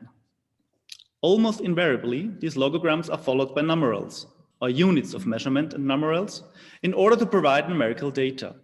Use and function of these signs are closely linked to the economic and administrative purpose of the extant Mycenaean records. Some of these logograms, such as the ones for horse, deer, chariot, sword, lance, or arrow, are in general pictorial in nature and allow easy recognition of clearly identifiable animals or objects. The creators of these logograms had the eye of a good cartoonist in giving the features essential for recognition. As can be clearly demonstrated, these Linear B logograms bear a close relation to the iconographical record of the Mycenaean palatial period. All of them show typical features well known from representations in art. As a consequence, it seems very likely that the scribes used imagery as a reliable source of visual inspiration when creating new signs. By all means, they were well aware of the imagery of the wall paintings of the palaces, which they could see on occasion, and of the seals and ceilings, which they used in the course of their daily tasks. This phenomenon of visual inspiration can also be observed on logograms that may appear rather abstract, at least at first glance. This holds true, for example, for the signs of horned domesticated animals, sheep, goats, and oxen. These signs, which have a somewhat schematic general appearance, clearly include the typical form of the horn, as depicted in wall paintings, on vases, and on seals or ceilings. Here I show examples from seals and ceilings, as well as from the miniature frieze from the West House of Archeologii, which clearly demonstrate that the form of the horn serves, among other features, as a kind of pictorial identification mark. Backward curved horns with ends pointing forward for sheep, small horns that are slightly bent backwards for goats, and S-shaped horns for oxen. And these features are unmistakably incorporated within the Linear B logograms. The appearance of other logograms is of an even more abstract design, and their pictographic origin is a matter of discussion. At times, the corresponding signs of the predecessor scripts, Linear A and Cretan hieroglyphic, are of some help in searching for the pictographic origin. This can best be demonstrated by means of the logogram for fix. The Linear B sign by itself does hardly give any hint to its pictographic origin. However, the Linear A and the Cretan hieroglyphic signs allow for recognizing a depiction of a branch of a fig tree with a characteristic shape of a fig leaf with its 5 lobes. Obviously, the iconic fig leaf stands for the figs themselves, which could hardly be identified if drawn on a clay tablet. In other instances, however, the pictographic origin of the logogram is more or less elusive. After this short introduction on different levels of the recognizability of the pictographic origin of certain logograms, I will now turn to the logogram of wool. Here we face a completely different situation. As is the case with liquids, it's hardly possible to create a sign of a bulky material such as wool on a pictographic basis.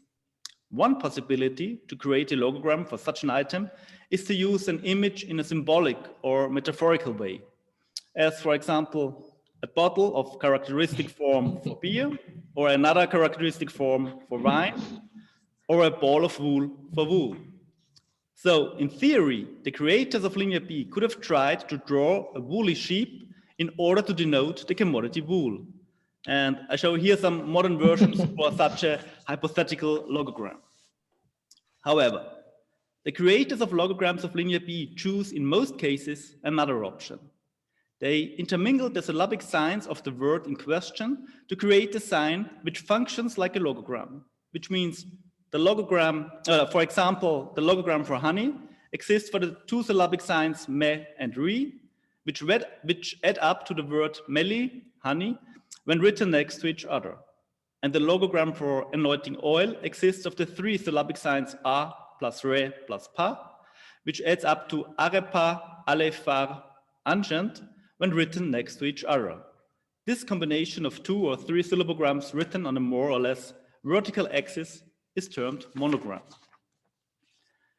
The logogram for wool belongs to this category, but it is a more complicated matter.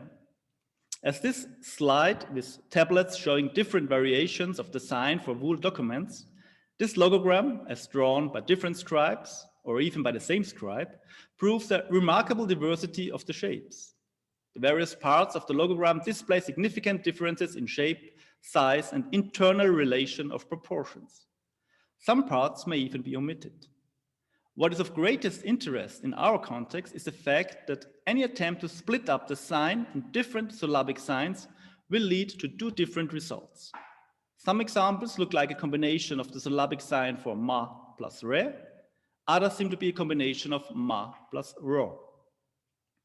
The reason for this somewhat peculiar situation seems to be linked with the fact that this logogram is the only linear B monogram which has its origin in a linear A monogram. The linear A sign for wool was made up of 2 syllabic signs that seem to represent the Minoan word for wool. If the linear B values for the 2 syllabic signs in question are used, one reads ma-ru, which seem to have survived in its Hellenized form malos into later Greek. Like some of the textile terms, which are without an accepted etymology, the survival of this word in classical Greek indicates the strong Minoan heritage within the production of textiles. The language behind the linear A script is not yet known, but it's certainly different from the language behind the linear B script. This may be the reason for the variations of the linear B sign. The transfer of the monogram based on a foreign language seemed to have resulted in slightly different monograms due to shifting pronunciations of the Minoan word for wool, which leads to either malos, maro, or to male, or something like this, mare. If true, the dissociation of the linear B sign for wool from the linear A predecessor may be viewed as a visual reflection of the change of the languages, which stand behind the 2 scripts. Another example of this phenomenon may be represented by the textile logogram 161, which consists of 2 elements. The first element resembles, in most instances at least, the syllable for me. The second element resembles either the syllable for e or the syllable for pu. As a consequence, this monogram may be based on a term for a certain textile fabric from a Minoan language, whose exact pronunciation in Greek was not clear due to its foreign origin, and results therefore in 2 different monograms. However, this suggestion must remain rather speculative. For the second part of my paper, I will now turn to the linear B logogram for textile. At first glance, it looks like a conventionalized sign of rather abstract design, resembling to some extent to the syllabic sign for va. However, looking at its forerunner in the linear A script, it seems clear that in its origin, this sign represents a textile of rectangular shape hanging from a rod-weighted vertical loom. The small horizontal strokes below the fringes on the linear A sign may be understood as indicating loom weights at the bottom of the loom. The linear B sign also may include fringes, also without the small horizontal strokes. The number of these additional fringes, apart from the 2 lateral ones, varies from 1 to 6. Also, it has been assumed that these fringes may indicate the quality of a textile by referring to thread count. It is more likely that they reflect idiosyncrasies of the writing style of different scribes, as has been suggested by Jean-Pierre Olivier and Marie-Louise. In any event, due to their schematic rendering, it is difficult to view these signs as these fringes as reflection of a visual appearance of a textile. The reason why the sign for textile is not rendered in a more pictorial way in linear B, in contrast to many other logograms, as we have seen at the beginning of the paper, may lie in the special use of this sign. A substantial number of logograms of the linear B script include, on occasion, the initial syllable of the word of the object in question, which means the syllabogram acts as an abbreviation of the Greek word. For example, the sign for amphora is at times ligated to the syllabic sign A, which looks like a double X, which means this is the first syllable of the word apiporeu, amphiphoreus, amphora. And the second example, the sign for syrup jar is ligated at times to the syllabic sign Ka, which looks like a cross with a circle around it. And this is the first syllable of the Mycenaean word for this kind of vessel, karareu, karareves, syrup jars. The sign of textile, however, is modified with 6 different syllabic signs, which are used as abbreviations of different types of textile.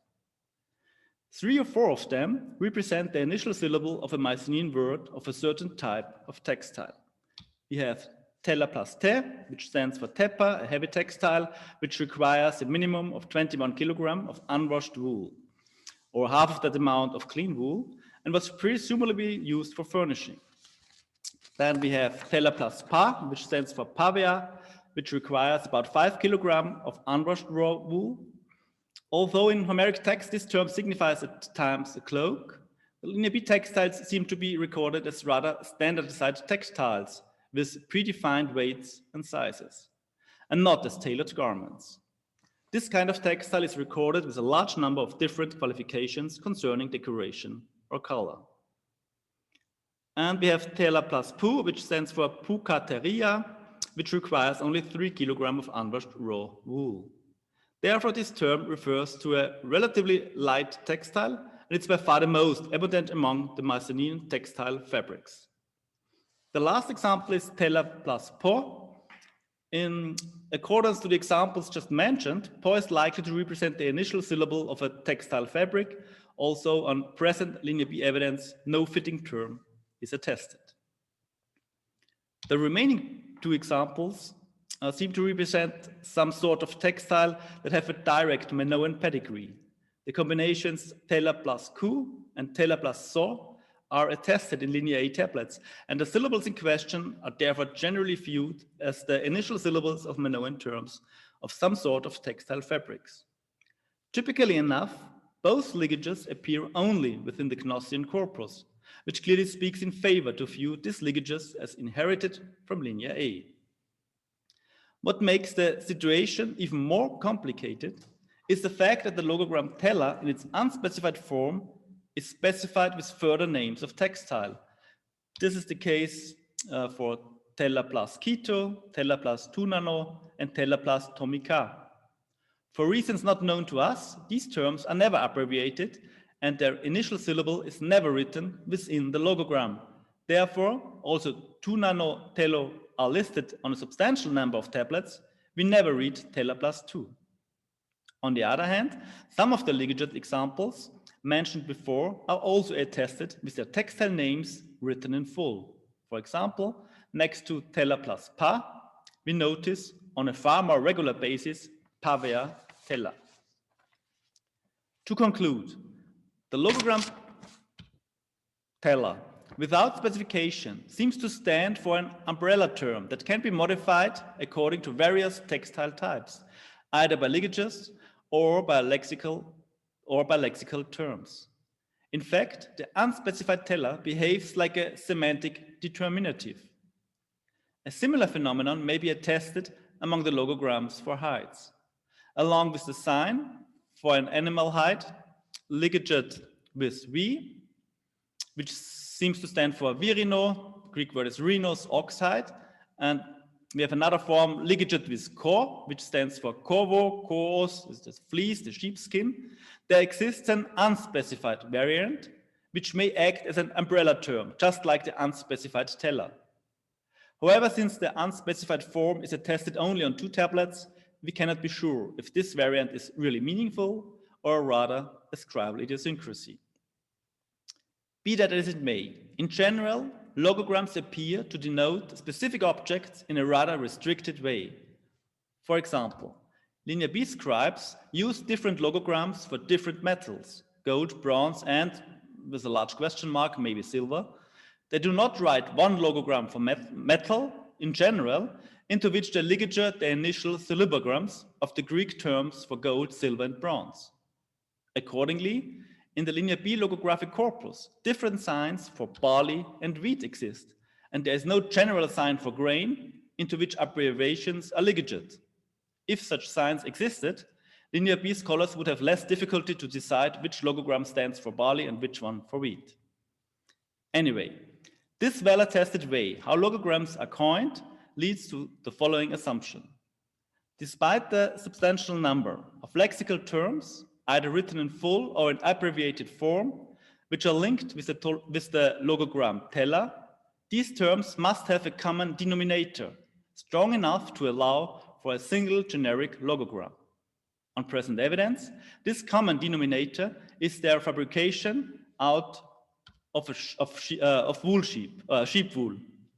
If this observation is not misleading, this may be a rather strong argument to view the most prominent remaining textile logograms, 146 and Thun, as textiles made of another material, namely linen. And with this suggestion, I would have arrived at the end of my paper. And before finishing, I would like to thank Marie-Louise for her, much of her work on these logograms. And you will notice how much I have learned from her. Many thanks.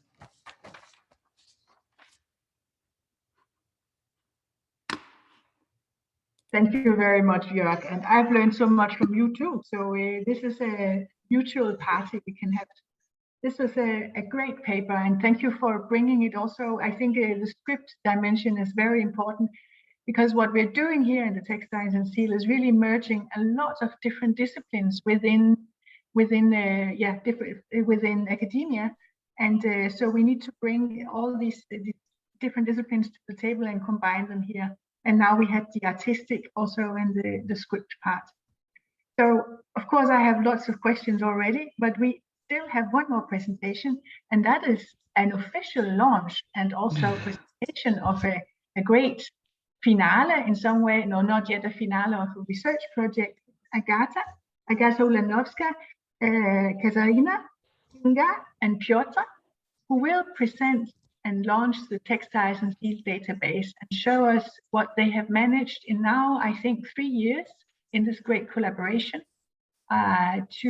to draw from conclusions from this database. Thank you very much, and I thank you all for really inspiring presentations we heard today. As the last presenters of the Textiles and Seals workshop, we would like to show you briefly the Textiles and Seals database and use this great opportunity to launch its first module online. And this will be the module with iconography of textile production. So I thank Fritz very much for bringing more textile motifs, which we should add to our database. But at first, let me please explain why we decided to build yet another relational database, and then to share our mutual experience of collaborating with the Digital Competence Center of the University of Warsaw, our technology partner who built this database for us. The Digital Competence Center is represented today by Piotr, with whom we've been working together for nearly 3 years. Now, the main objectives of the Textiles and Seals project focus on revealing the structure and meaning of the relationships between textiles and textile manufacturing and seals and sealing practices. This task has been undertaken by a project team comprising Olga Krzyszkowska and Marie-Louise Nosch, the great project collaborators, and 2 PhD interns, Katarzyna Żebrowska, who took part in the project since its very beginning, and Kinga Bigoraj, who has joined us last November, and myself. The objectives of the project required examining material culture, actions, and processes that were broadly discussed in the last 2 days, such as the use of seals in relationship to textile production, specifically practice of stamping, marking, or inscribing textile tools, the use of textiles and organic products in sitting practices as means to tie, wrap, store, hang, or even more complex things. And what will be the focus of today's presentation, textile production related iconography on Aegean seals.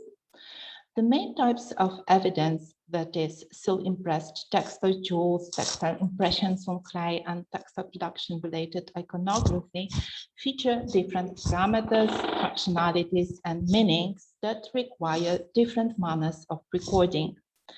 Since all this requires scheduling of different research queries, we decided to build online a new database designed specifically for our project. It should be noted that this idea came already from the Digital Competence Center at Dominique Bourhawa, who is one of the leaders there, whom I asked if he has any tips for me about a user-friendly relational database, and preferably something different than Access, back in 2017 when I prepared my project application. The majority of data comes from the Corpus Documentation und Mechanischen Siegel archive and the online database CMS Arachne. Would like to express here our special thanks to Professor Diamantis Panagiotopoulos and the CMS archive in Heidelberg for generous consent for the use of the CMS drawings and photos of cast in the Textiles and Seals database, and more generally making the CMS cast collection available for my studies. I also wish to express our thanks to Dr. Maria Anastasiadou, who is not only helping me with handling of the CMS cast in the Heidelberg, but she has also kindly agreed to use the drawings from her 2011 monograph. The CMS Arachne is, of course, the most important and the largest database with Aegean seals and sealings that allows complex relational queries using its two different search modules. However, in the Textiles and Seals database, seal impressed textile tools and, in a large part, textile production related motifs are classified differently than in Arachne. For example, textile tools, which can be found in Arachne using the keyword Gewicht, in Textiles and Seals database are classified according to their function, that is, spindle weights or loom weights, and if possible, they are recorded with all functional parameters such as weight, missing in Arachne for obvious reasons, and useful.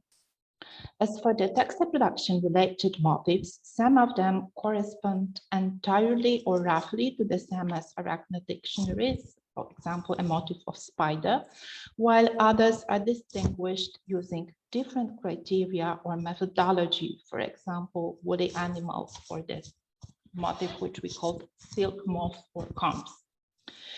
What is not to be found in Arachne are impressions of textiles on clay and their parameters and qualities recorded for the first time in Textiles and Seals database with thumbnails of the cast, types of textile impressions, that is quartz fabrics, and seals impressed on the front side of a sealing. With this slide showing you the administrative dashboard of the database and its main three modules marked by red frames, but still before we switch online to show you the actual Textiles and Seals database and the model with iconography, I would like to ask Piotr, the designer of this database, to share his experience of collaborating with archaeologists and creating together a project which can be labeled as digital humanities. Piotr, are you there? The floor is yours now. Thank you very much. So just to mention one thing for starters, though I'm the one mentioned by name in this presentation and kindly by Agata, multiple people from our team were involved in this project, and I'd like to extend my thanks to them and for making it possible. So it was obviously a team effort. Apart from that, I'd like to take this opportunity to thank Agata for her collaboration and, well, most of all for her patience, I think. because both sides learned a lot while doing this project. While I'll lie saying I feel I've gained any real archaeological experience, we did manage to understand a lot about each other's needs, and well, we did manage to deliver a working product. So that's the most important part of it, and I'm really proud of it. I'm also really proud of the history and results of this project, because I think it showcases two things that I believe are extremely important. And I would like to take this opportunity to accentuate upon them. So first, while there exist some generic tools for storing and exploring data that are available on the market. I won't mention them by name because that's not really the point here. But you cannot really beat a custom tailored solution. So sooner or later, you will find yourself working around the limitations of a tool, and you'll find out doing what is easy or in fact possible instead of doing really what you want. This is especially true for visualizing or custom querying data, and I think what we are showing in this module that Agata is presenting today speaks volumes about that. You can only by doing custom software, you can really present data exactly in a way you want to. And second, and probably more important thing is it's extremely crucial to see the project as a whole when you realize it. Think of the intended usage when creating a data model. Basically, you cannot store all the information about an object or even everything you know about this object in a database. Modeling data is a process that is inherently lossy. This basically means you have to know which data aspects you're going to need, which ones you won't use, and how to structure this data. So during this project, we were constantly challenging each other, so to speak, about how to describe the objects, what attributes to store, and how to do that.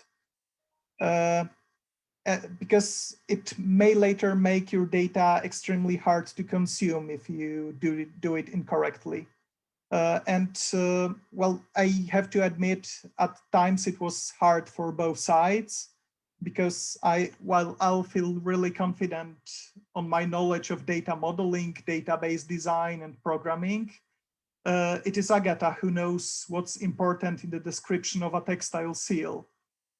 Though I did sometimes try to convince her to some of my theories. I won't tell more about my successes or lack of them.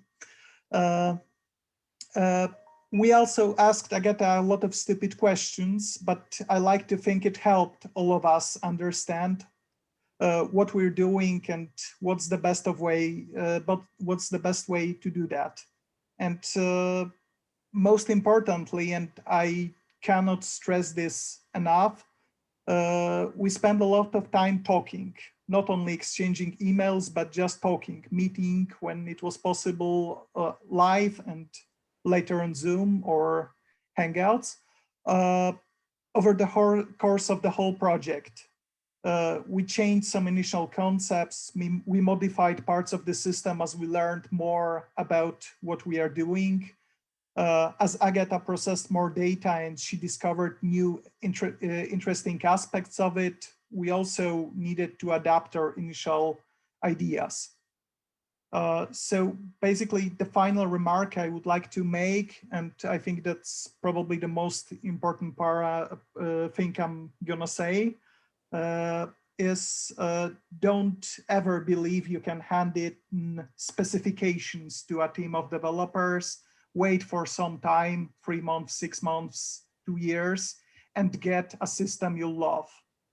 That never works like that. It's much harder, but it's worth it. So put in the work and well, try to converse with developers. I know it's hard, but I believe it's worth it. Thank you very much. Thank you, Piotr. I cannot agree more. And we really appreciate your flexibility and your being open to work before this lunch on Sundays and Saturdays up to 11 o'clock. It's very much appreciated. Now I'd like to ask Kasia Żebrowska, the PhD student in our project, to share her screen and to show us finally how the database looks like and how it operates. Okay, please tell me if you can see my screen. Yes, okay, that's great. So the database, as you can see, can be easily reached directly from the Textiles and Seals project site through this database button that is located here on the right side of the command bar on the top of this page. And today we launched the iconography of textile production module, which is located here on the right side of the page.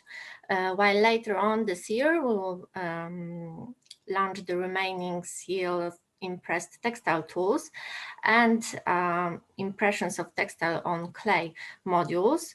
They will be made available to the public in September and December, respectively. So the database can be entered just by clicking either the text here or the icon.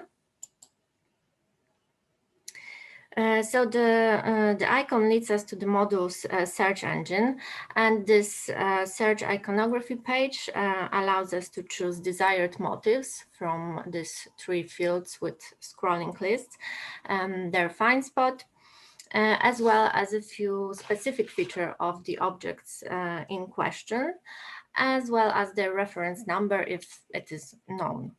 However, before maybe proceeding to designing a query, we recommend visiting the description of the database and the instructions for users pages first. So let me now briefly discuss the contents of these 2 pages just by highlighting their most important parts. So as was already pointed out by Agata, the majority of the data collected in this database concerns objects from the CMS archives, which will be referenced by the CMS prefix in the object reference field. Other seals and sealings included either in Maria Anastasiadou's monograph in Corpus Hieroglyphicarum Inscriptionum Crete, so chic, in 2 articles by Olga Krzyszkowska, or stored in the Iraqian Archaeological Museum, will be instead identified by corresponding letter abbreviations, which you can find listed here in this section. This page also contains important information concerning the methodology of identification of textile production related motifs, which was developed and used by us throughout the project. These motifs were recognized on the basis of their general visual resemblance to real-life objects, plants, and animals, and the presence of unique characteristics, such as, for example, specific shape of horns or tails in woolly animals, functional features, for example, the headling loom mechanism, or technical gestures, such as body posture in weaving, which were then cross-referenced with textile motifs which were already been identified on Aegean seals, as well as on the small-scale iconographic documents from surrounding regions. And here in this section, you can find the list of these textile motifs, and that are bearing potential references, sometimes symbolic ones, to different classes of objects or processes related to textile production. It is also worth noticing here that some motifs, such as, for example, flax or the woolly animals head in profile, also appeared among the signs of the Cretan hieroglyphic script. And more detailed information about this applied way of identification can be found on the outreach page that contains an updated list of published or forthcoming publication and other types of the outcome of the project. So let us come back to the base and to the user instructions page that explains the principles of single and multiple motif queries, which as a result will display all seals bearing the chosen motif or motifs that appeared on one or more of their faces, representing the exact number of seals in the Textiles and Seals database bearing this particular motif or motifs. For some fields in this search engine, the inclusive disjunction or can be chosen instead of and, which is chosen automatically by default for multiple queries in all motifs fields and in the stylistic dating field. And by doing so in the textile motif field, the query will show all seals with one or the other motif displayed on one or more faces of all the seals that were included in the database. Of course, each query can be further predefined by choosing from among the other desired features, such as, for example, the find spot or the chronological period, which are available to choose from a scrolling list, or the fact of containing a script sign just simply by selecting a yes or no option. And further on, there is additional information on query results export, to which I will come back in detail just in a moment, and stylistic dating, as well as a table is providing that compares the type of information that was included in the database, different for describing a seal or sealing, which is summarized here on your left, and different for a seal face.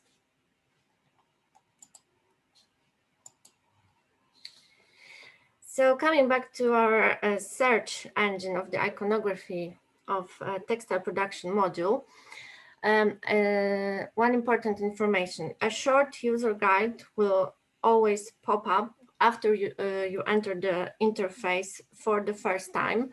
Of course, I have entered it multiple times, but this feature can be replayed actually just anytime by clicking on this red help button, and then you can just navigate through different fields. So this might be very helpful.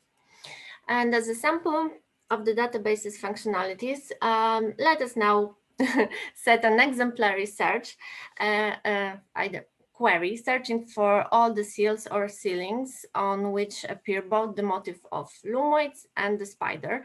And we will select those from our textile motifs field. As you can see, it's pretty easy, just pick them out from the scrolling list.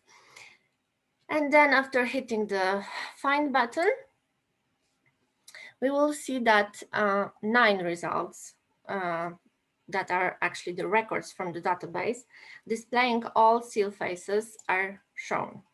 And this general, let's call it seal face view, can be printed out easily just by using this printer feature. While a more detailed set of information can be exported to an Excel file using this export button. So now let's switch back to Agata's screen.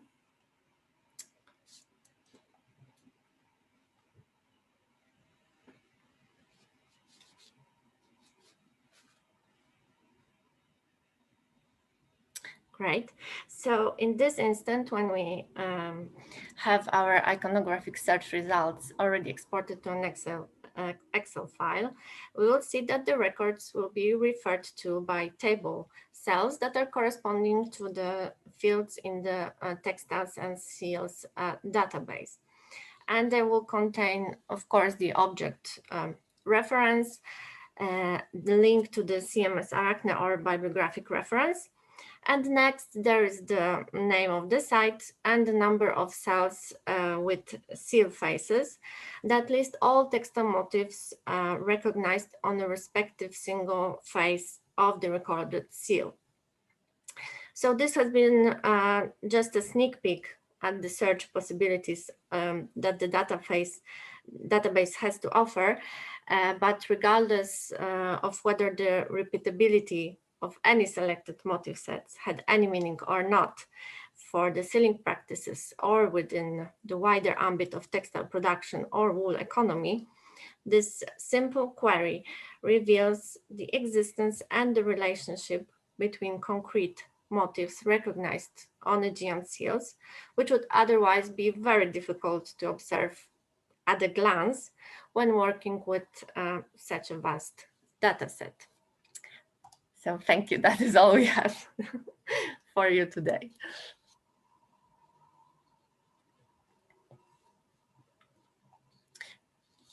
Agata, you are mute.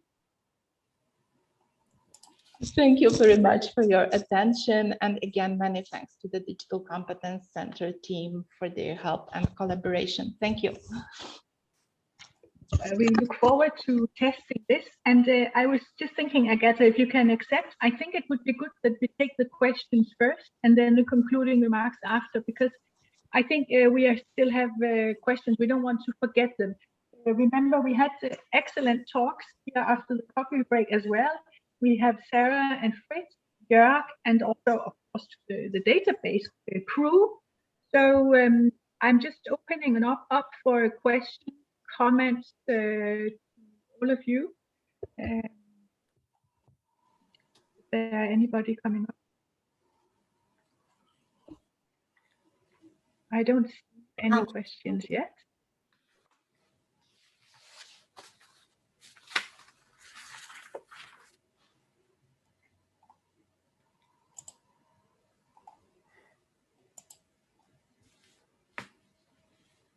I will just leave us just a moment if you want to reflect a little bit back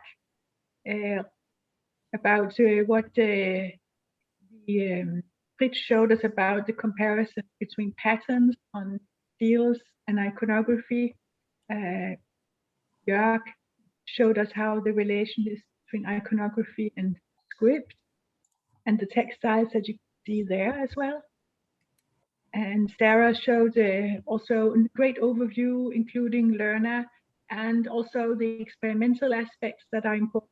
Here is a question from Fritz, from Maria. Hello, Fritz. Thank you for your presentation. It made me think a lot, and I really appreciate this because all this presentation, me personally, they make me always think of things I never think of, because I'm always concentrated on seals.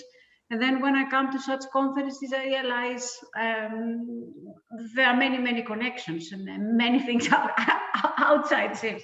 So my question to Fritz is, to which extent he thinks that at some part in the Aegean Bronze Age, they could have had on their textiles also pictorial motifs, and if even these kind of narrative motifs, like a bull leaping scene or something on their skirts or somewhere. Yeah. Thank you, Maria. Well, I was presenting the evidence at the Cosmos conference organized by Marie-Louise about 12 years ago. And of course, you know the material and these amazing examples from 63 in Fira, with the ladies of advanced age, with having depicted some landscapes on their dress. And this is not a single example, there are many more of them. So it's only a question to textile experts whether this is realistic or not. In my eyes, it could be realistic, but of course there are series of of birds flying in the landscape, and these are the real landscape scenes. And of course, also some male prodomes, a series of male prodomes, for instance, as a dress pattern, dress ornament in procession frescoes from Thebes, and many other examples. So I rather believe in this iconographic evidence, but it's up to textile experts, of course, to decide whether this is realistic or not, or it was made by painting technique or by some application or in a woven technique or something else. Yeah. Thank you. Debbie had a question about the database. Debbie. First of all, thank you for an amazing conference. 2 wonderful days, fascinating. Every presentation, I learned something new, and my mind is constantly going with the new information.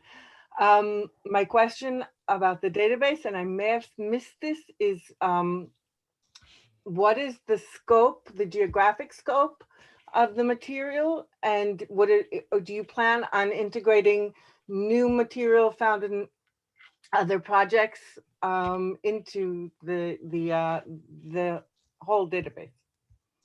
Okay, thank you. That's true. I probably did not make it very clearly. All the material comes from the Bronze Age Greece, and all the seals and sealings reference comes as well from Bronze Age Greece. So this is like limited to the 2nd and the 3rd millennia BCE and quite definite geographic area. However, what we tried to do was somehow universal. So I guess that this database can be continued and developed after this project ends. And for example, due to the pandemic restrictions where travels were not possible, we have very little textile tools recorded, and that will stay like it is. We won't have a chance to record them more, but of course we can add things and add material. But we have to remember, or one has to remember, that this database was tailored according to the specific situation of the scholarship on textiles and on seals in Bronze Age Greece. So at first we have this enormous great institution, which is the Corpus Termination Mechanischen Siegel, and the CMS provides a lot of data for us. So they are specifically recorded according to the CMS standards. So that's why somehow this database is perhaps really region and at times specific rather than very open one. Thank you. That's very interesting. Thanks.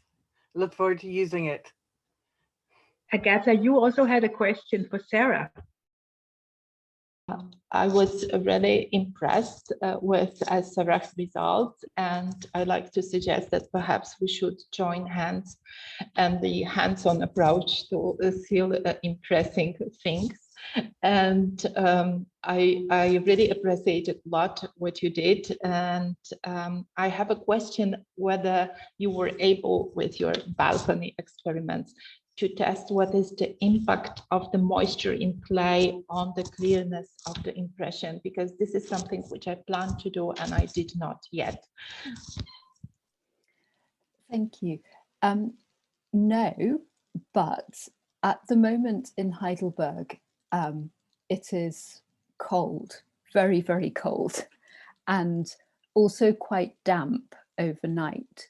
So I found that the clay did dry out, but it took several days, and the clay on where I made larger ceilings, it wasn't uniformly dry. So what I observed, I think, was something very specific to the microclimate, to the Heidelberg balcony microclimate. I used a modeling clay, which is easily available from art shops and that sort of thing. And that is very, very fine, very uniform. So that also is a factor. I think if anything, it's probably a little too uniform to really be representative. But I would like to try again when the weather is hotter and when things can be stood in direct sunlight, and there would be more of a process of sun drying rather than just leaving things in damp spring air. I got some very beautiful imprints on the undersides. And the baby muslins that I was using, they're quite open. You can see the weave, and this was very well picked up on the undersides of the ceilings. But I think the constraints of doing it at this time of year on the balcony meant that I couldn't really take it much further. Thank you very much. Thank you.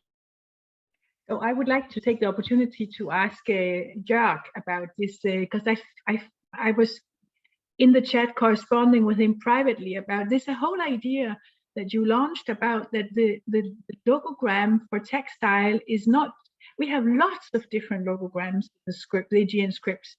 But this idea to say that the textile logogram is actually something different, it's a generic logogram. And maybe the logogram for hides and skins is also. And then Jörg, you said to me privately in the chat that another candidate would be spices. So I'm just asking you and everybody else, what does it tell us about the development of script? If the three areas where we have big conceptual generic logograms are skins, textiles, and spices, I think it sounds like it's a wonderful society. But what does it tell us about the development of script, and what does it tell us about the society? These are just open questions. And do you have other candidates for areas of life producing generic logograms?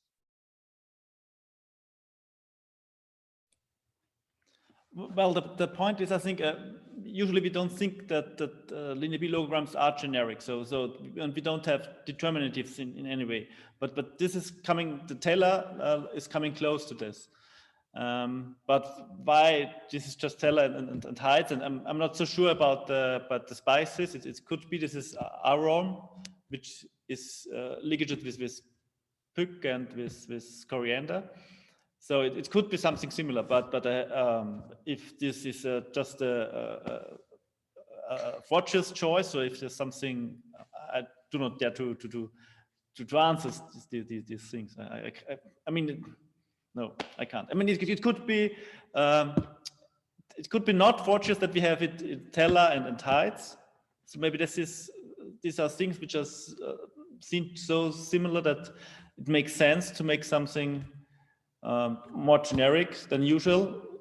Usually we have just very concrete objects to be named with different logograms, but the reason for this I can't think. No idea. Because as you said, it would be, we would think about that something like metals or pottery would have a generic category, but it doesn't. It's then this is a very interesting opening also for it. So do we have other questions coming up in the Slack, in the channels, or in the chat? No. Maybe you've been okay. So I will. Oh yes, from Romina. Romina.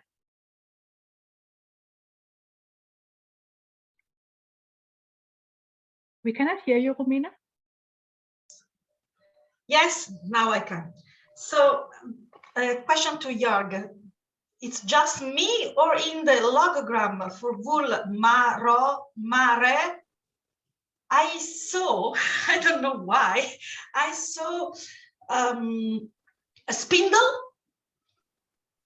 and a distaff. Marie-Louise, please help me in this. I'm not going to help you. You will ask Jörg to answer that one.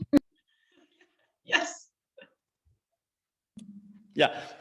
Well, the Ma, it's not good to see it in the linear B version. But if you look at the linear A version or in the Cretan hieroglyphic, you see the origin of this syllabic sign is the head of a cat And the reason why it got the syllable ma maybe is a kind of onomatopoetic, that the sound that the cat makes maybe was the reason why this sign got the syllabic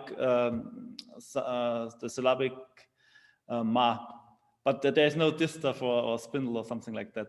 And the other two, the re and the ro, are just abstract signs. So it can be anything. So we have no idea about that. But the ma sign is quite clear in Linear A and Cretan hieroglyphic. Yeah, because for me in ro, I see a spindle with a spindle word in the middle, and the re is a sort of distaff.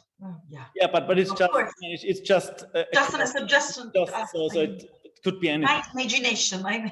It's my imagination, maybe. Thank you, Jörg. Thank you very much. So let's proceed to the final remarks. Agata has asked me to listen to you over these 2 days and see if I can distill or extract something that is common for all of us here. So here are my thoughts. First of all, this conference was about textiles and seals. And there is a lot in textiles that has nothing to do with seals. And there is a lot in the sealing practice and science of seals that has nothing to do with textiles. And yet, what we have done today is to try to see where do they overlap and where is actually a common point. And I think during discussions, this common point and this overlap has actually expanded in several ways. If we were to understand the past from the data presented today and yesterday, I think we would see the past as a world with horned animals, with lots of zigzags, lots of motifs, and the human impact would be mainly fingers and nails, what we've seen. I've heard people talk about clones, ghosts, and hands, and schools. What also came out of the talks, I think, is that there is this close relationship between leather and textiles. And as Dana Harris has demonstrated in the cloth cultures, we also seem to have it in the sealing practices. And this is the area, and we should always remember to think them together. Many of you, and of course, I think we all come from the humanities and social sciences, and whatever we do is always in some kind related to identity. And I've heard also from Sophia talking about the identity of the spinner. Could the spinner also be using a seal? We've heard different areas about identity, about the makers of textile tools and the users and makers of seals. But more and more also, I feel that this special field of textiles and seals, this new interdisciplinary research field that we've carved out in these 2 days, has some very specific elements to it. There is a lot of concealing, of hiding. There is a lot of tiny small things, something not visible to the naked eye, something that is very small, something that's invisible. And I can say that the textiles and seals area, research area, I think is really characterized by these hidden and concealed elements, especially we saw very clearly in Sophia's talk. We're dealing with small elements. We're very far from architectural studies or landscape archaeology when doing textiles. I wonder what the research questions are in the research area of textiles and seals. And so far, I've only been able to see a lot of dichotomies, a lot of contrasts. I heard Romina talking about firing or not firing. We heard several times about standardized versus unique, negative versus positive, direct versus indirect, front and back, and especially also the dichotomy or the close collaboration or contact between what is representation and what is reality, as Fritz took up in the discussion here. What is actually true here and what is representation, reality. I can see that we all work with different chronologies. We, of course, have a kind of scaffolding of conventional chronologies, but as Olga also demonstrated, there is a long persistence of stamping, long persistence of motifs, something that goes over the conventional chronologies. And perhaps in this field, we should start looking at what are the textile chronologies and the sealing chronologies of the past, and how do new chronological phases open up when we look at our material. This is also very clear in Lynn and Alessandro's presentation, where the chronologies are also about heirlooms and how we see motifs and sealings from many generations back reused in new contexts. So there is an interesting double look on the chronologies when in these areas. I think in our new research field, textiles and seals, we can also see in your presentation a conceptual and disciplinary evolution, both in the area of seals and also in the area of textiles. We are going from research fields that were looking a lot on administration, on symbols, on motifs, on techniques. And we are moving in both fields very much towards materiality and about much away from the unique observation to much more broader looks on corpora and larger areas. We're looking into comprehensive systems of textiles and systems of sealings and seals. I think also that the functionality and the functionalistic approach that we have a lot on the tools has been challenged in several papers today, also to look at the aesthetic and maybe other kinds of functional elements that textiles and textile tools can have, and not just the first degree functionality.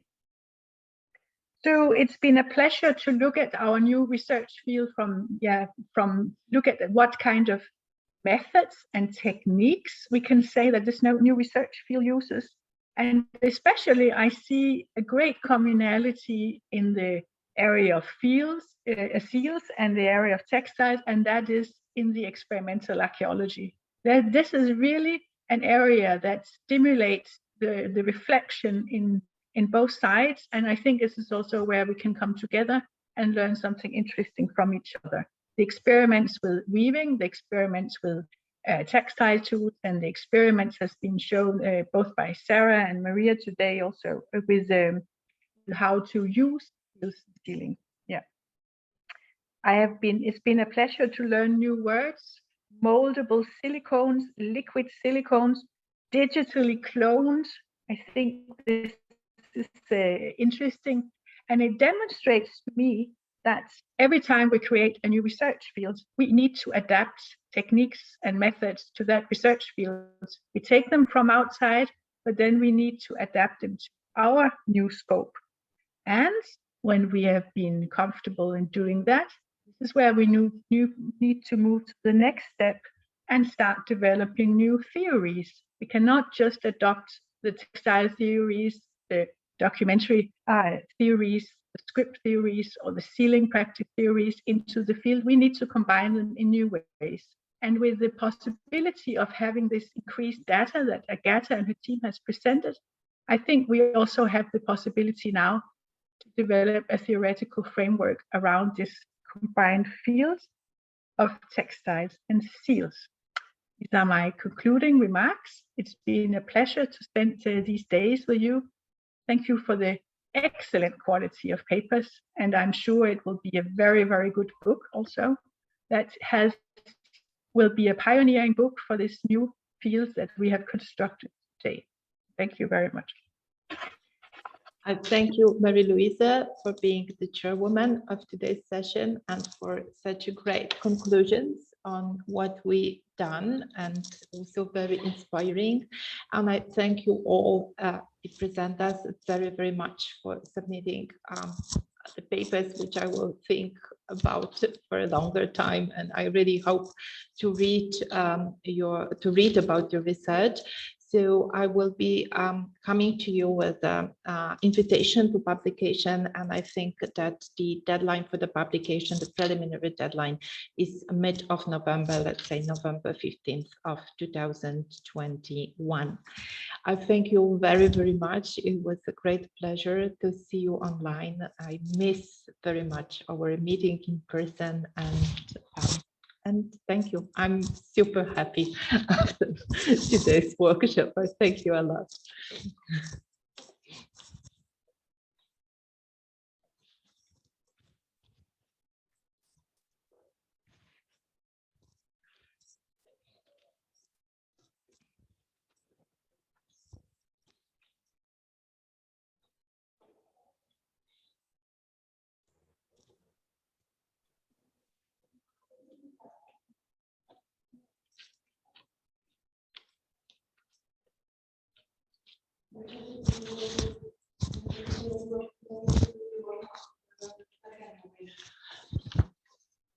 To już teraz chyba nie odpiszemy.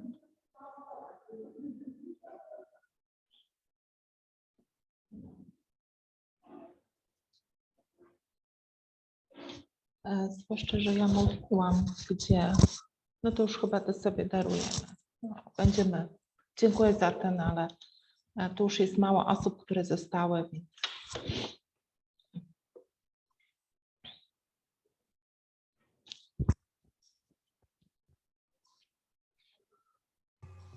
Hello to everyone. Bye bye. Thank you again. Thank you, Alessandro. Thank you all very much. Thank you. Thank you to you. Thank you. Bye bye. Bye bye. Thank you all. Thank you indeed.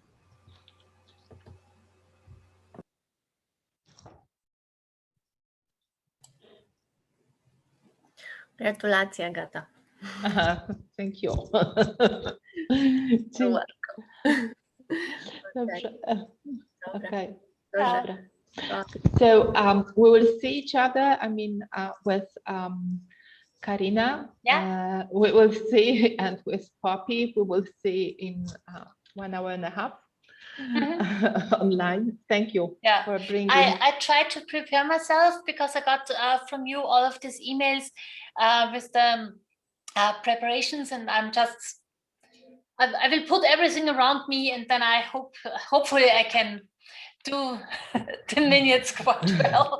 Okay, I think we will have to, anyway, we'll have to record the meeting. So this would be always like the backup for what was going on. Yeah, this is, I try my best, and then you look at it and just change whatever thank you. You know, especially because I'm a bit, I read a lot, that I have a lot of things present, but I think maybe sometimes I will misunderstand things internal and so on.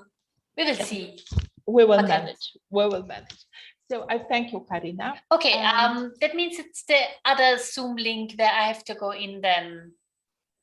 I will send it to you via email, okay? Because yeah, I have. You sent it. It was. I sent it several times. Yeah, but I can send it again. March. You sent it. Okay. How so early before will it be open?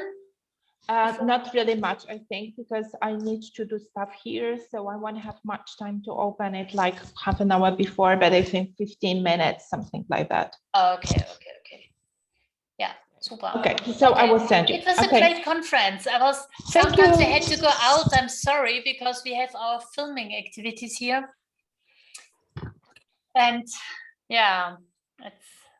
Yeah, sure. I mean, that's okay. That's perfect. Okay, so thank you. I'm ending the meeting, and and see you soon. Bye.